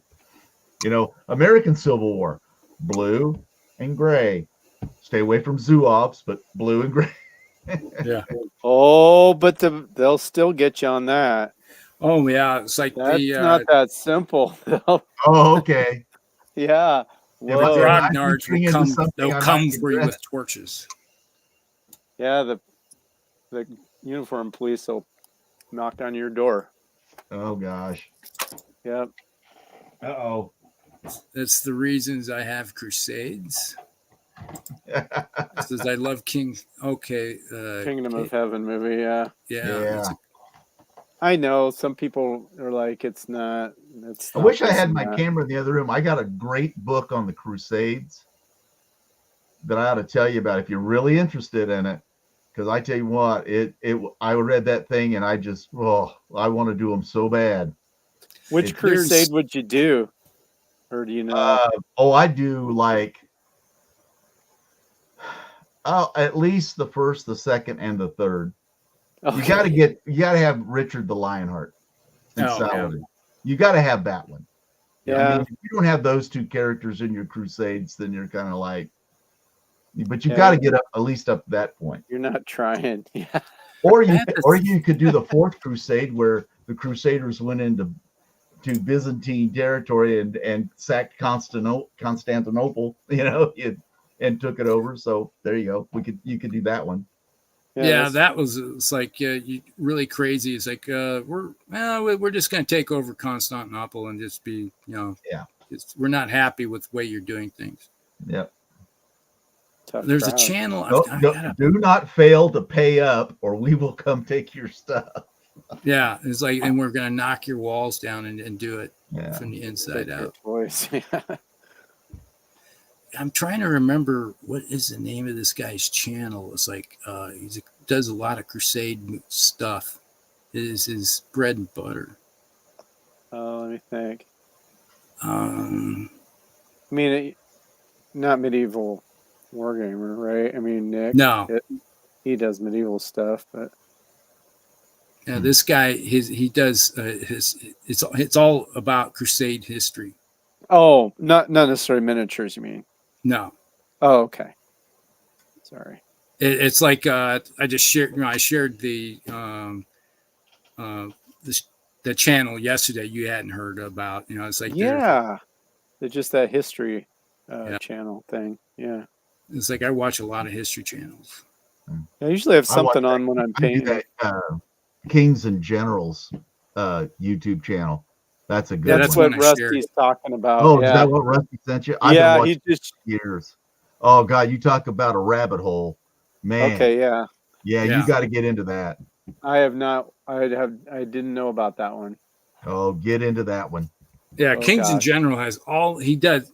They do throughout history, everything, and they'll start doing one show will be about this area period, and another show will be this year, and eventually once they get done doing the entire line, and then they'll do one condensed one episode. massive video over the whole thing. Yeah. Did you watch their Pacific War thing? Yes. Oh my God, that's so good. They did such a good job on it. I tell you what, I've raved about them for years. I got on. I started watching them. I didn't know that one. When they had this other guy doing the voices and stuff, doing the narration, and I've been there. Gosh, it's just you turn that stuff on, and I can sit there and paint and listen to that stuff for hours. Yeah, hours. And it's like Kings in General is one of the channels I have on when I'm painting. Yeah. And it's pretty cool when you sync up the time period you're painting with what they're talking about. Yep. Yeah, I've done that. Yeah. Maybe it's Real Crusades. Is that the name of the channel? Real Crusades History. Yeah, I think that's it. It's Real Crusades History. It's not a very big channel. He only has like 300,000 subscribers, but not even trying then. Yeah. But he does a lot of it in depth into crusade battles and the history about what's going on in depth. So Real Crusade History. That's the name of this channel. Real Real Yeah, I'll Crusade. send. I tell you what. After we're done, I'll send you that book. I'll send you a picture of the book, Okay. and because it's about that thick, but I read it. Oh God, 15, 20 years ago, and it Okay. is detailed. It tells about everybody that's it's a great Okay, book. that sounds great. Appreciate Yeah. that. Yeah, share it with our group. So I will share Yeah, it. put it in the Musty Wargamers. Yeah, Okay, I will do that. and that then would it be says awesome. here, watched Cromwell, then started playing Kings in Parliament in 10 10 millimeter. Yeah. Oh, yeah. Yeah, that's so funny. The small scales I never thought I'd ever do, and now I'm like super intrigued the last couple of years. And Yeah. Yeah, I think it's going to be an itch I'm going to have to scratch, I think. same. I just Yeah. finally gave in. I do have Yeah. a whole bunch of 6 millimeter War of the Roses stuff that I have. 6 millimeter I got from Bacchus. Oh yeah, I yeah. haven't started on it because I'm kind of confused on how to base them, and because they come in those 'Cause little strips, strips, Mhm. yeah. and I don't know if you cut them up and just do it Well, like do you know what rules, sis? That's the problem too. Is like, what are you gonna play with them? Yeah. Oh, I think I'll just stick with the Hail Caesar and that kind of Yeah. thing. Yeah. I like that system. It's Yep. I hear ya. yeah. Especially for big bad. If I was going to do something different, I might do. I was going to do that in 28 millimeter. What's that one? The Barons War. Yeah, That's I got the kind of a Barons War. machine. Yeah, I've got the rules for that. Yeah, because I picked up Barons War, and I just got the newest one. That I did the There was a Crusade one, right? yeah, it was the 100 Years War that Yeah. All right. Yeah. I shared the video with it just not long ago, probably just before my surgery, I think it was. Oh, okay. Cool.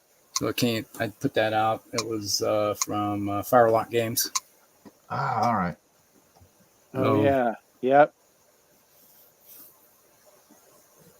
It's like, yeah, let's travel around the world and get sunk. Yeah. And Long the entire way to time we're travel. trying to travel around the world, let's try to sink each other. Well, it's good practice. Yeah.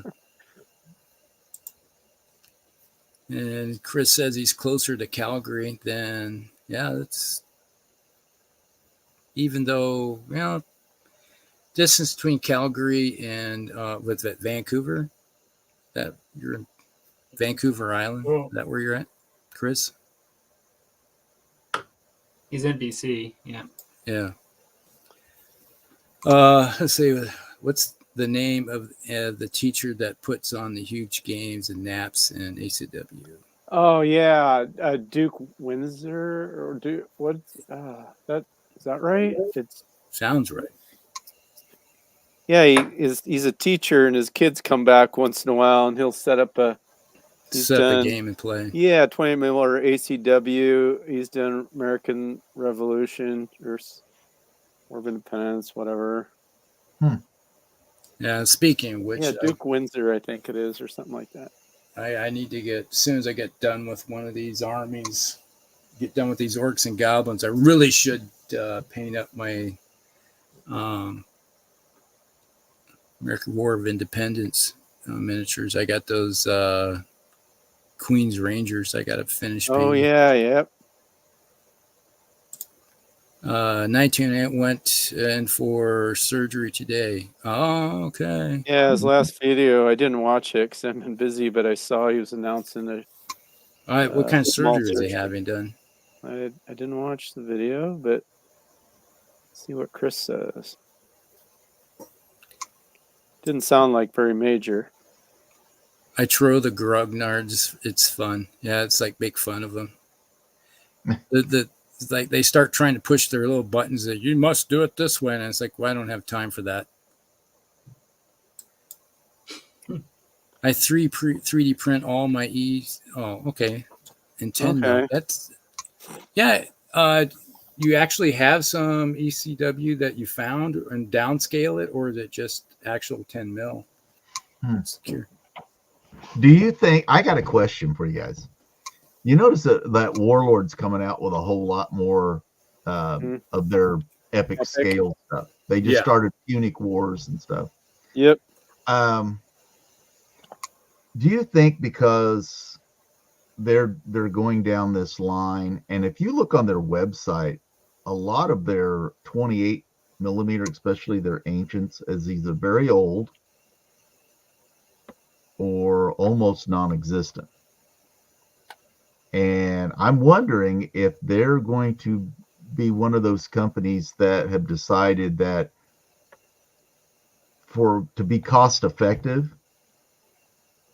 that the smaller scale is the way they're going to go, that's going to be their new bread and butter. I don't think it's cost.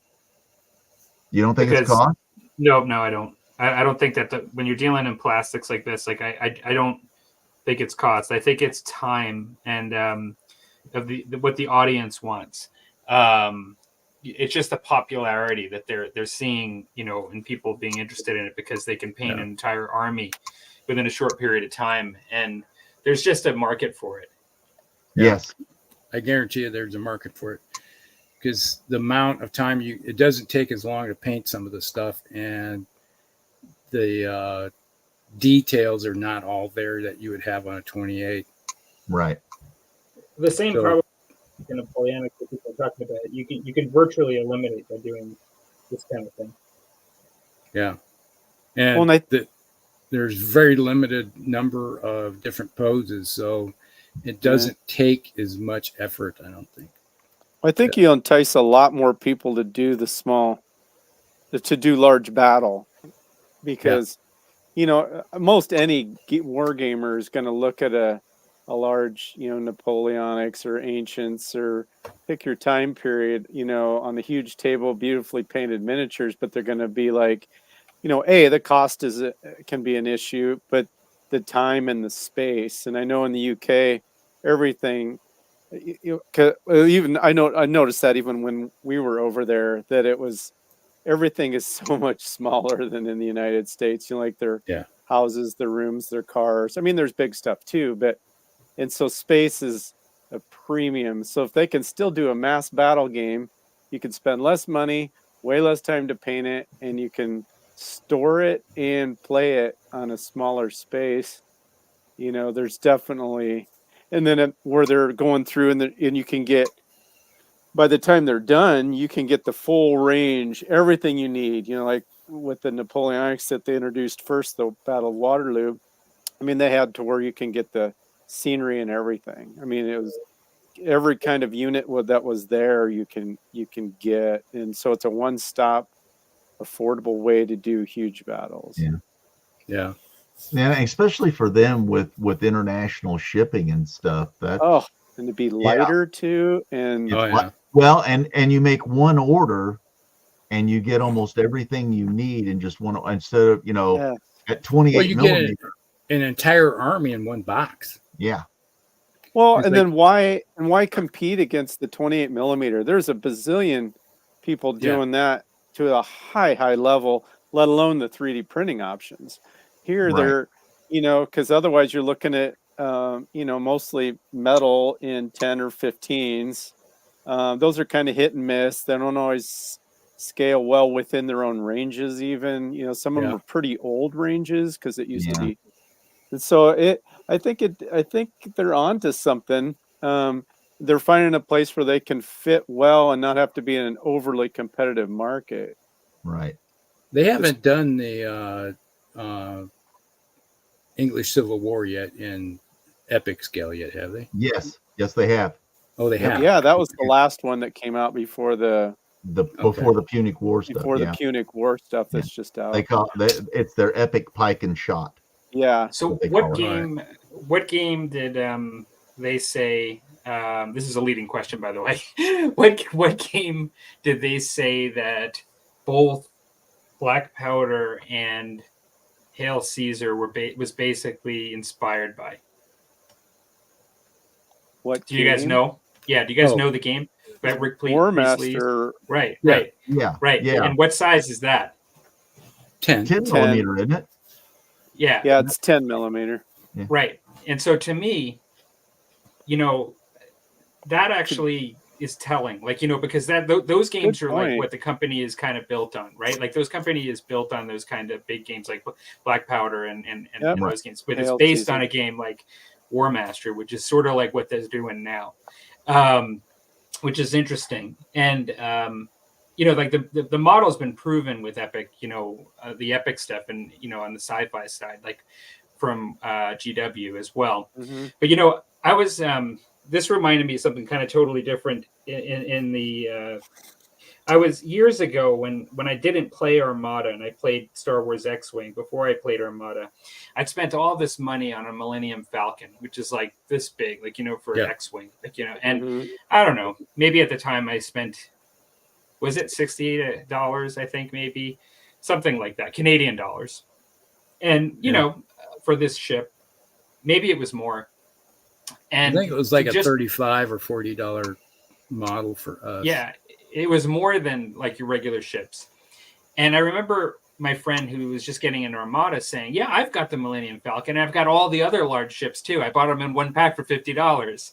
And so I'm flying in a Millennium Falcon, and I'm like, "You're not flying in a Millennium Falcon." No, I didn't say that, but in my head I was like, because I didn't play Armada, but the funny thing is if the point I'm trying to get to is the value of what you're being able to field and imagine yourself doing is shrunk, compressed, and made more accessible when you go down in scale. So and so that's one of the other advantages of it. I agree. And those large, you know, and that's why I wanted to do ACW in 15 and toying with 10s. I haven't really committed because, boy, that's where you can get what do you got? They're showing their orcs and goblins and their squigs. Oh, good Lord. Oh my gosh. Oh my gosh. Back to reality.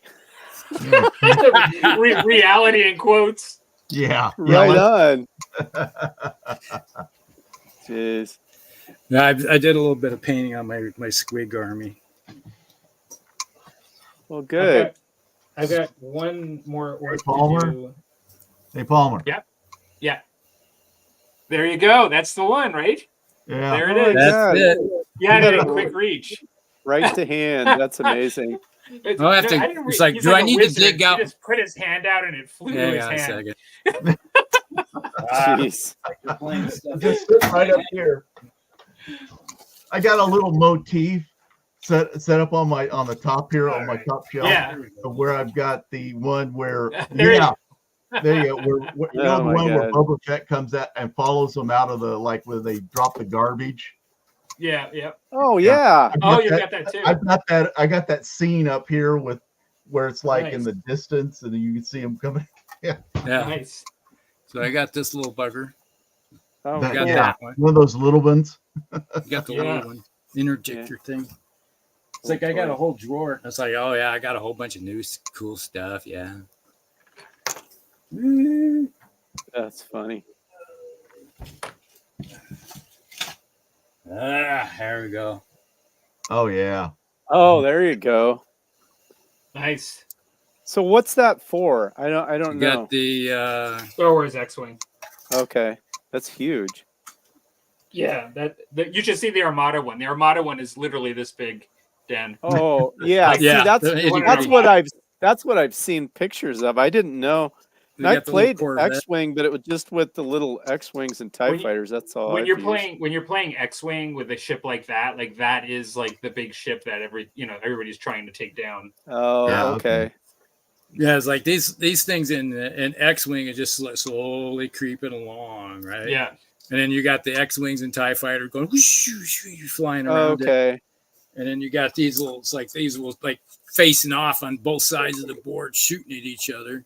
Oh, and then you got the X-Wings and TIE fighters flying around. I didn't know they had stuff that was that big for that game. I mean, it's been years ago since I played it, but it's actually, didn't they call it Star Wars Epic? It wasn't in a version of the game that you played with it. Like they were not in your typical standard games. Like no, they were the add-on. Oh, okay. Yeah, they were more event kind of style games, I gotcha. scenarios, things like that. So probably later in the product run too, right? When they're Yeah, trying to towards the end. come up with stuff. And Crown of Command game says hello. Hey, Joshua. Hello. North Central BC and Prince George. It's been a while since I was over that direction. 2016 is the last time I was over that way when I did my cruise. Surgery, sinus surgery of some type. Okay. Oh, that'll be fun to get over. That's like they take that. They drill. Like, most common one is they go in, they drill holes into your sinuses. That's what I've seen. And they let you, so you can drain better. It was 10 mil ECW. Okay. Profits. Always profits. Always. War Master 10 mil. Hey ho. Joy of Wargaming. Hello. Hey. Speaking of small scale war games, War Cradle is planning on their initial release of Armored Clash, which is a 10 mil land battles in the Dystopian Wars history this summer. I'm excited.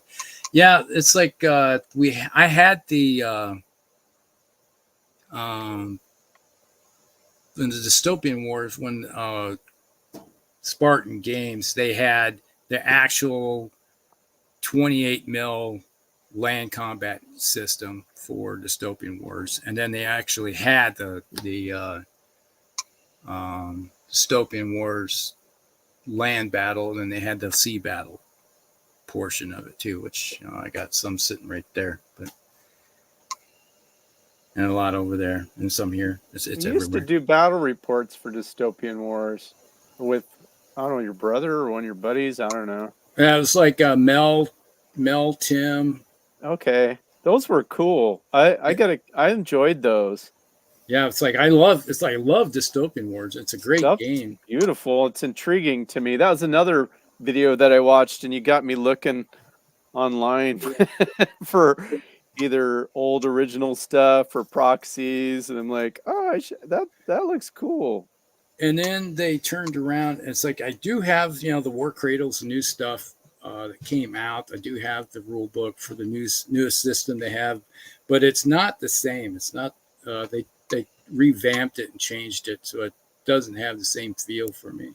It's like when you play one game system for so many years and then they turn around and change it. It's just like, you're just sitting there going, it's not. But it's still a live game, though, huh? I mean, yeah, it's still a live game. I didn't know it even was.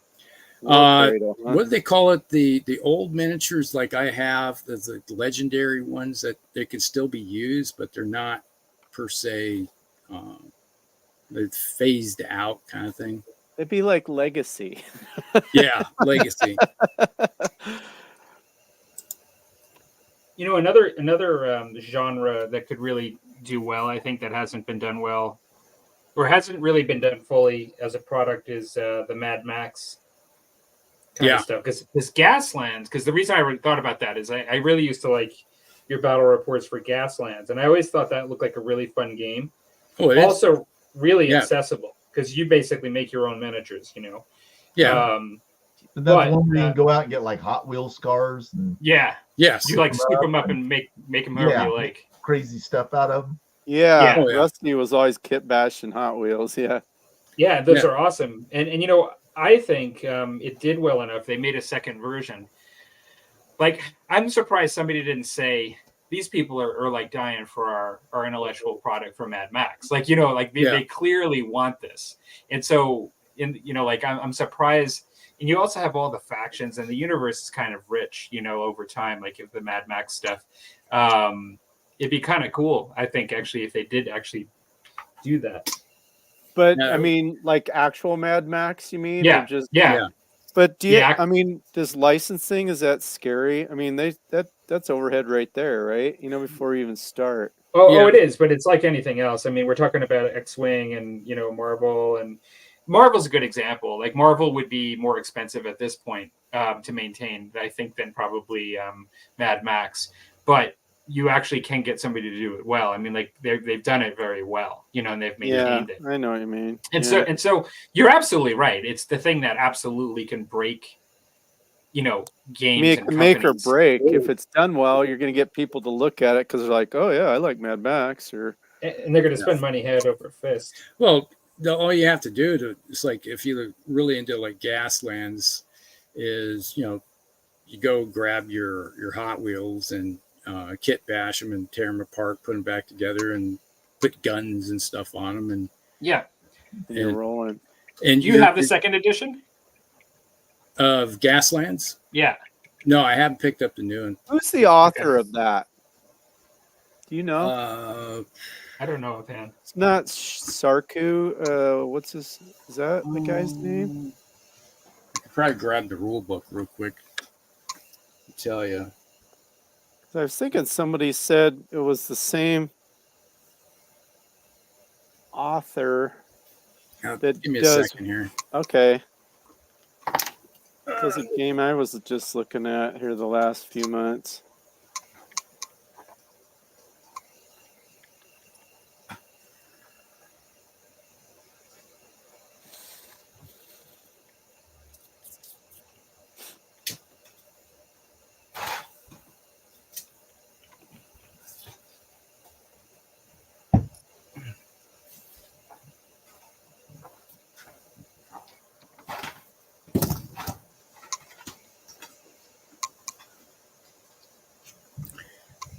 All right. Mike Hutchinson did the Gaslands Refueled. Okay. He's the original author. Okay. And here you go. I have some ammunition. Dang. Oh, wow. So I got plenty of stuff for my next. If I get back into playing Gaslands, I can make more cars. Oh, wow. So, Jeez.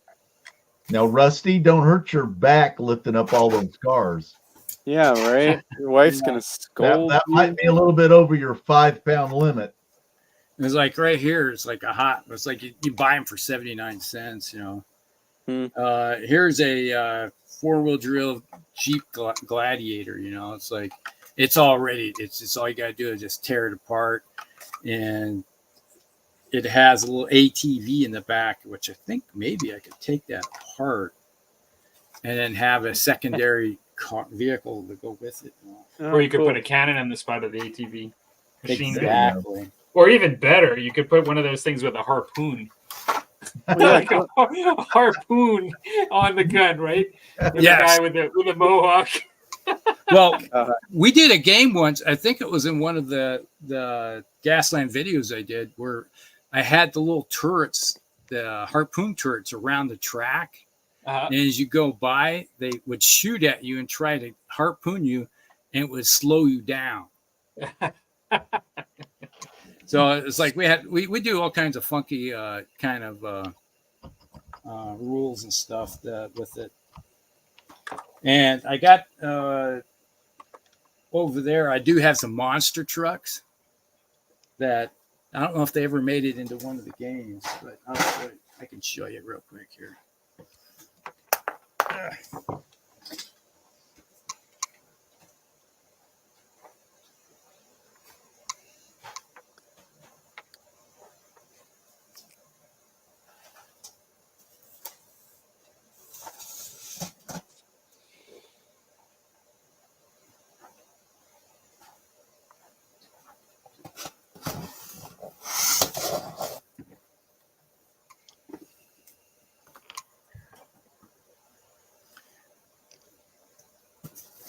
Yeah, here we go. Here we got, this cost me like $4. Picked it up. Nice. Oh, And man. it came with 4 Perfect. little monster trucks. Did you have to worry about what scale those are? I guess with the monster truck, it could be bigger than the other cars. Yeah, you can do whatever you want with them. And here's the monster truck after I modded it. Here we go. There you go. Oh, cool. So I made a big blade for it. And so you got the big wheels on it, and I repainted it. And I got that's turrets, fun. and we got a mini gun on the top. And it's like it's got looks like it's just ready to go pushing stuff right out of the road. Yeah, that's Mad Max right there. Oh yeah. And it's like I'm looking forward to it. You got the new Mad Max movie. I think it's in May it comes out. Yeah, that I'm actually looking forward to that too. Now, this right here was the next project that I was going to start. It's a tanker truck Oh, that I was going to mod and turn it into a big giant battle wagon. So it's going to have all kinds of turrets and all kinds of stuff on it. oh, that's cool. So that was one of the projects I had. And it's like, and then I got my donut truck. And I made a little donut on the top, so sculpt a donut. Oh, And there's my grief. taco truck that I did up.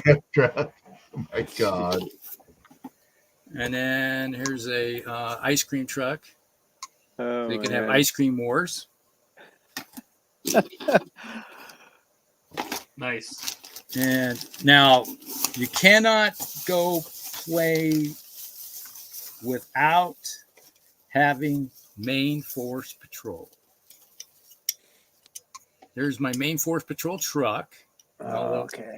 Main force patrol, and it has a mortar on top with a minigun. Dang. And then here's my interceptor, the main force patrol interceptor, with its little machine gun on top, and it's a Mustang. So that's that one. So, and then I had, it's like I got all kinds of cars, and it's like here's this. This was a modded up Porsche with a freak. It's got a minigun on it. That's for the paved surface, yeah. Yeah. And then When you use Like- the Porsche, do you say Porsche? There is no substitute. exactly. And then here's the other main force patrol interceptor. You got a little army there. Oh yeah, it's like I was getting into Mad Max big time. It's like I got my main force patrol stuff, vehicles everywhere here. Oh yeah, there's another. Okay, here's obviously if you're doing main force patrol, you have to have the main force patrol Oh, tow truck. yeah. So Oh, that's good. So it's like you watch the movies, and I was like the Mad Max movies. And I was just taking all the vehicles that you'd find in the, and I do have Max's interceptor here. Where the heck did I do with it? I do have. Okay, here's another big giant Monster. monster truck.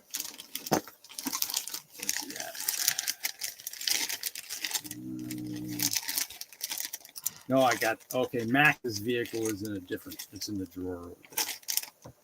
I do have the last of the V8 interceptors as part of Ready to Rock and Roll. So let's just say I'm a when it comes to Mad Max, I was big into Mad Max. It looks like for Gaslands, you're well equipped. Yeah. Yeah, and it's like I was Safe ready to to go say. even deeper into it before we quit playing it. Is that one that you think is going to be picked up again, or you think that most likely not? It's if I could get Tim and Mel to play, they'd probably be willing to play it again. They liked it. Mhm. Tim, he was really good at the game. He was like one of my main competitors when it come to being able to really play the game really well. And we had one of the other guys, he'd always complained that we always picked on him and we always take his vehicles out all the time because, it's like we considered him kind of a competition, and Mel, Tim, and I would always take him out of the game as quick as possible. And it would just No hard piss him feelings. You're welcome to play with us for a very short period of time. off. Yes, We will crush you. But thanks for Like- coming. you're Please welcome come again. to play all you want. It For got 2 to the point in minutes. some games that he would drive the opposite direction on the track just so he could ram us, just to try to stop us. Self-preservation by death. Wow. And it's like even his wife would play the game with us, and she was actually a better player than him, and it was kind of interesting. She would win game. She would win races, and he would never win a race, and he was always getting torqued off about it. Did And you we take had this. easier on her than you did him? Were you being chivalrous and taking it easy on her? I never took it easy on anybody. The only person I took it easy was Mel, because Mel and I always had an agreement. It's like we would always like, all right, we would a gentleman's agreement. We'd not shoot at each other at all until it was like the last two of us left, and then it's all it's like, okay, we'll just. I can see how that other guy might not want to play with you guys. Yeah, that sounds like there's some shenanigans going on. Yeah. Hey, it's teams, man. It's like you could. It's one of those games where you could play however you feel like playing. If you wanted to team up with somebody and have a impromptu alliance, you could do that. It's like Monopoly with Boardwalk and stuff. Still sounds like shenanigans. Yeah. Sounds like the invasion of Poland in 39. Yeah, we won't attack from the east. Now, yes, sounds like he was Poland. It sounds like he was Poland. Yeah. One of the best games we ever played though was one guy's wife. She was out ahead. Well, I was slightly out ahead, and then she got out ahead of me. And it was one of those things that was okay. She's going to win the race and had a great chance of winning the championship if she won the race. And so I was like, I had one shot. It's like I got around the corner and I lined up a shot with my minigun, and I had to roll all sixes. It's like I think I rolled 5 dice, and I had to roll all sixes just to be able to have even a chance of stopping her. And I was like, and they were all sixes, and they're like, "You got to be kidding me! You just won the game in the championship with just that dice roll." I'd make you throw those dice away. They just kind of looked like, "Oh, there's no way. That's just impossible. How did you do that?" It happens. Luck. I rolled 3 sixes on the bolt action game that I played last week with Mark, and I forget. Yeah, it was like, it was crazy. So I killed half of his squad. And because he was in a veteran in a building, needed 6s to kill. Then and bam, killed 3 of them. Shouldn't have gotten any of them. Sometimes it shouldn't have happened, but it does. Sometimes it does. Luck. You got to roll the die. Yeah, it's like you don't have a chance unless you roll a dice, and that's that. And then it makes memories. That's the fun thing about it. Yeah, that's for dang sure. I played Gaslands and 1/48th, 1/50th scale cars. It's a blast. Yeah, that's a little bit bigger. It's like Hot Wheels and Matchbox are 187th or something like that. Could be. Yeah. Well, gentlemen, I'm going to have to bolt. Yeah. Let me get through these comments real quick, and then we'll close her down. Shut her down. He has a game design called Rule of Carnage. I hadn't heard of that one. Just devoured the Musty burger and fries. That's my fortnight Musty lunch when I watch you guys. Rules of Carnage is great. I'm going to have to look that up. Yeah, would love to see your studio tour of all the Musty Man caves for your channels, please. Oh, yeah. It's like I did it. Mine's a disaster. Yeah. Mine's almost at its best state pretty soon. A lot of magic happens here, but it's a mess. Yeah, but it's my about 4 years ago I did a tour of my area, and it's gotten worse. Probably the same. Probably the same as me. I did one around then too. All right, so that's all the comments, and it's been a pretty good show tonight. Yeah. Thanks everybody for coming down. Was fun. And let's see, in 2 weeks we'll be over on your channel. You should be up and running by then. Oh yeah, I could have did it today, although I wouldn't have known. Like I literally got my computer up for this today in this room, and everything going. But I still What have is a 2 little bit of weeks work to from do. today? What's the number? I don't know. Oh, the calendar. Let's see. May something. Oh, yeah, it will be May. Gosh, Yeah. Good Lord. Yep. Whoops. Time's flying. I'm gonna have to take a look here. Let's see. It'll be May 9th. May 9th. Wow. That's Okay, a thing. May 9th over in Palmer's channel. We'll be ready to rock and roll. Cool. Cool. Sounds good, guys. With Yep, good to another see you topic guys. provided by Dan. Ooh, I was just thinking of one actually. All right. There you go. Well, Write we it down. had some new faces tonight too, or new names. Oh, yeah. At least. Yeah. That was kind of fun to see.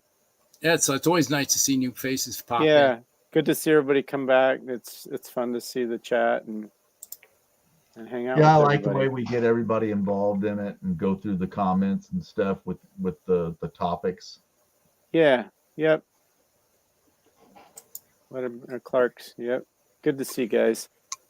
All right, so we're going to end it right here. So we'll see you guys in 2 weeks.